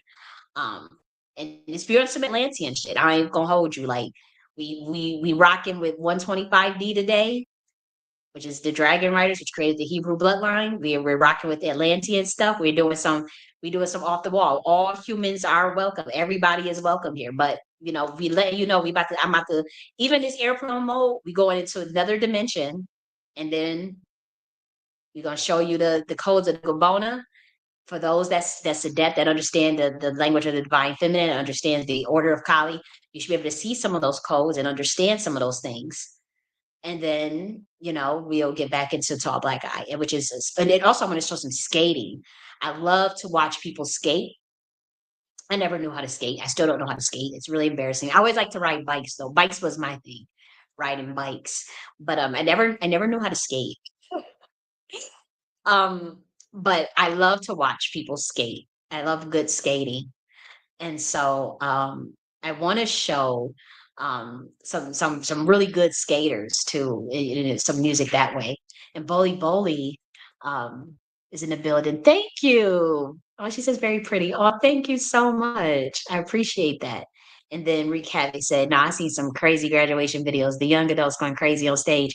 So, did you think it was inappropriate? Like, did it look like it was just doing too much? Because what I saw, like to see it, but some of it was, come on, I think that they should have maybe a room or a portion where they can just act a plum fool like that. You know what I mean? I think that they should have maybe a portion of the graduation, maybe if it's like 2 or 3 minutes, and then or even a section of the graduation where the students could dance and jig and throw the hats all off and shake the booties and whatever the little dances that the kids like to do. I think they should do it that way, and then that way when it's time for the actual ceremony to like walk across the stage, they've already done all of that. They already done all that foolishness because you already been seen. Just people saw you, and maybe even like but there's even a stage that the kids can even get on, a section of the graduation where they have a stage, music maybe even, and so they can just act a plum fool, and then the ceremony is in a different section, and then the ceremony is considerably has more decorum and more professionalism and whatnot, so where there's no disruptions. And um I think that should suffice, and that way the kids can get their little rocks off. I think that, come on. I mean, what good is it? What good is it they can't celebrate? And I like to see it. I've always been one to like to see. I'm very reserved naturally, and I'm very shy, and I'm not one to like be so animated with dancing and whatnot. But I mean, not publicly, like in private, yes, but I love to see other people do that stuff. Like I love to watch other people just get crunk. Um, yeah, but let me get off because I'm on another YouTube. So I'm gonna take that one off because that way the videos are just not totally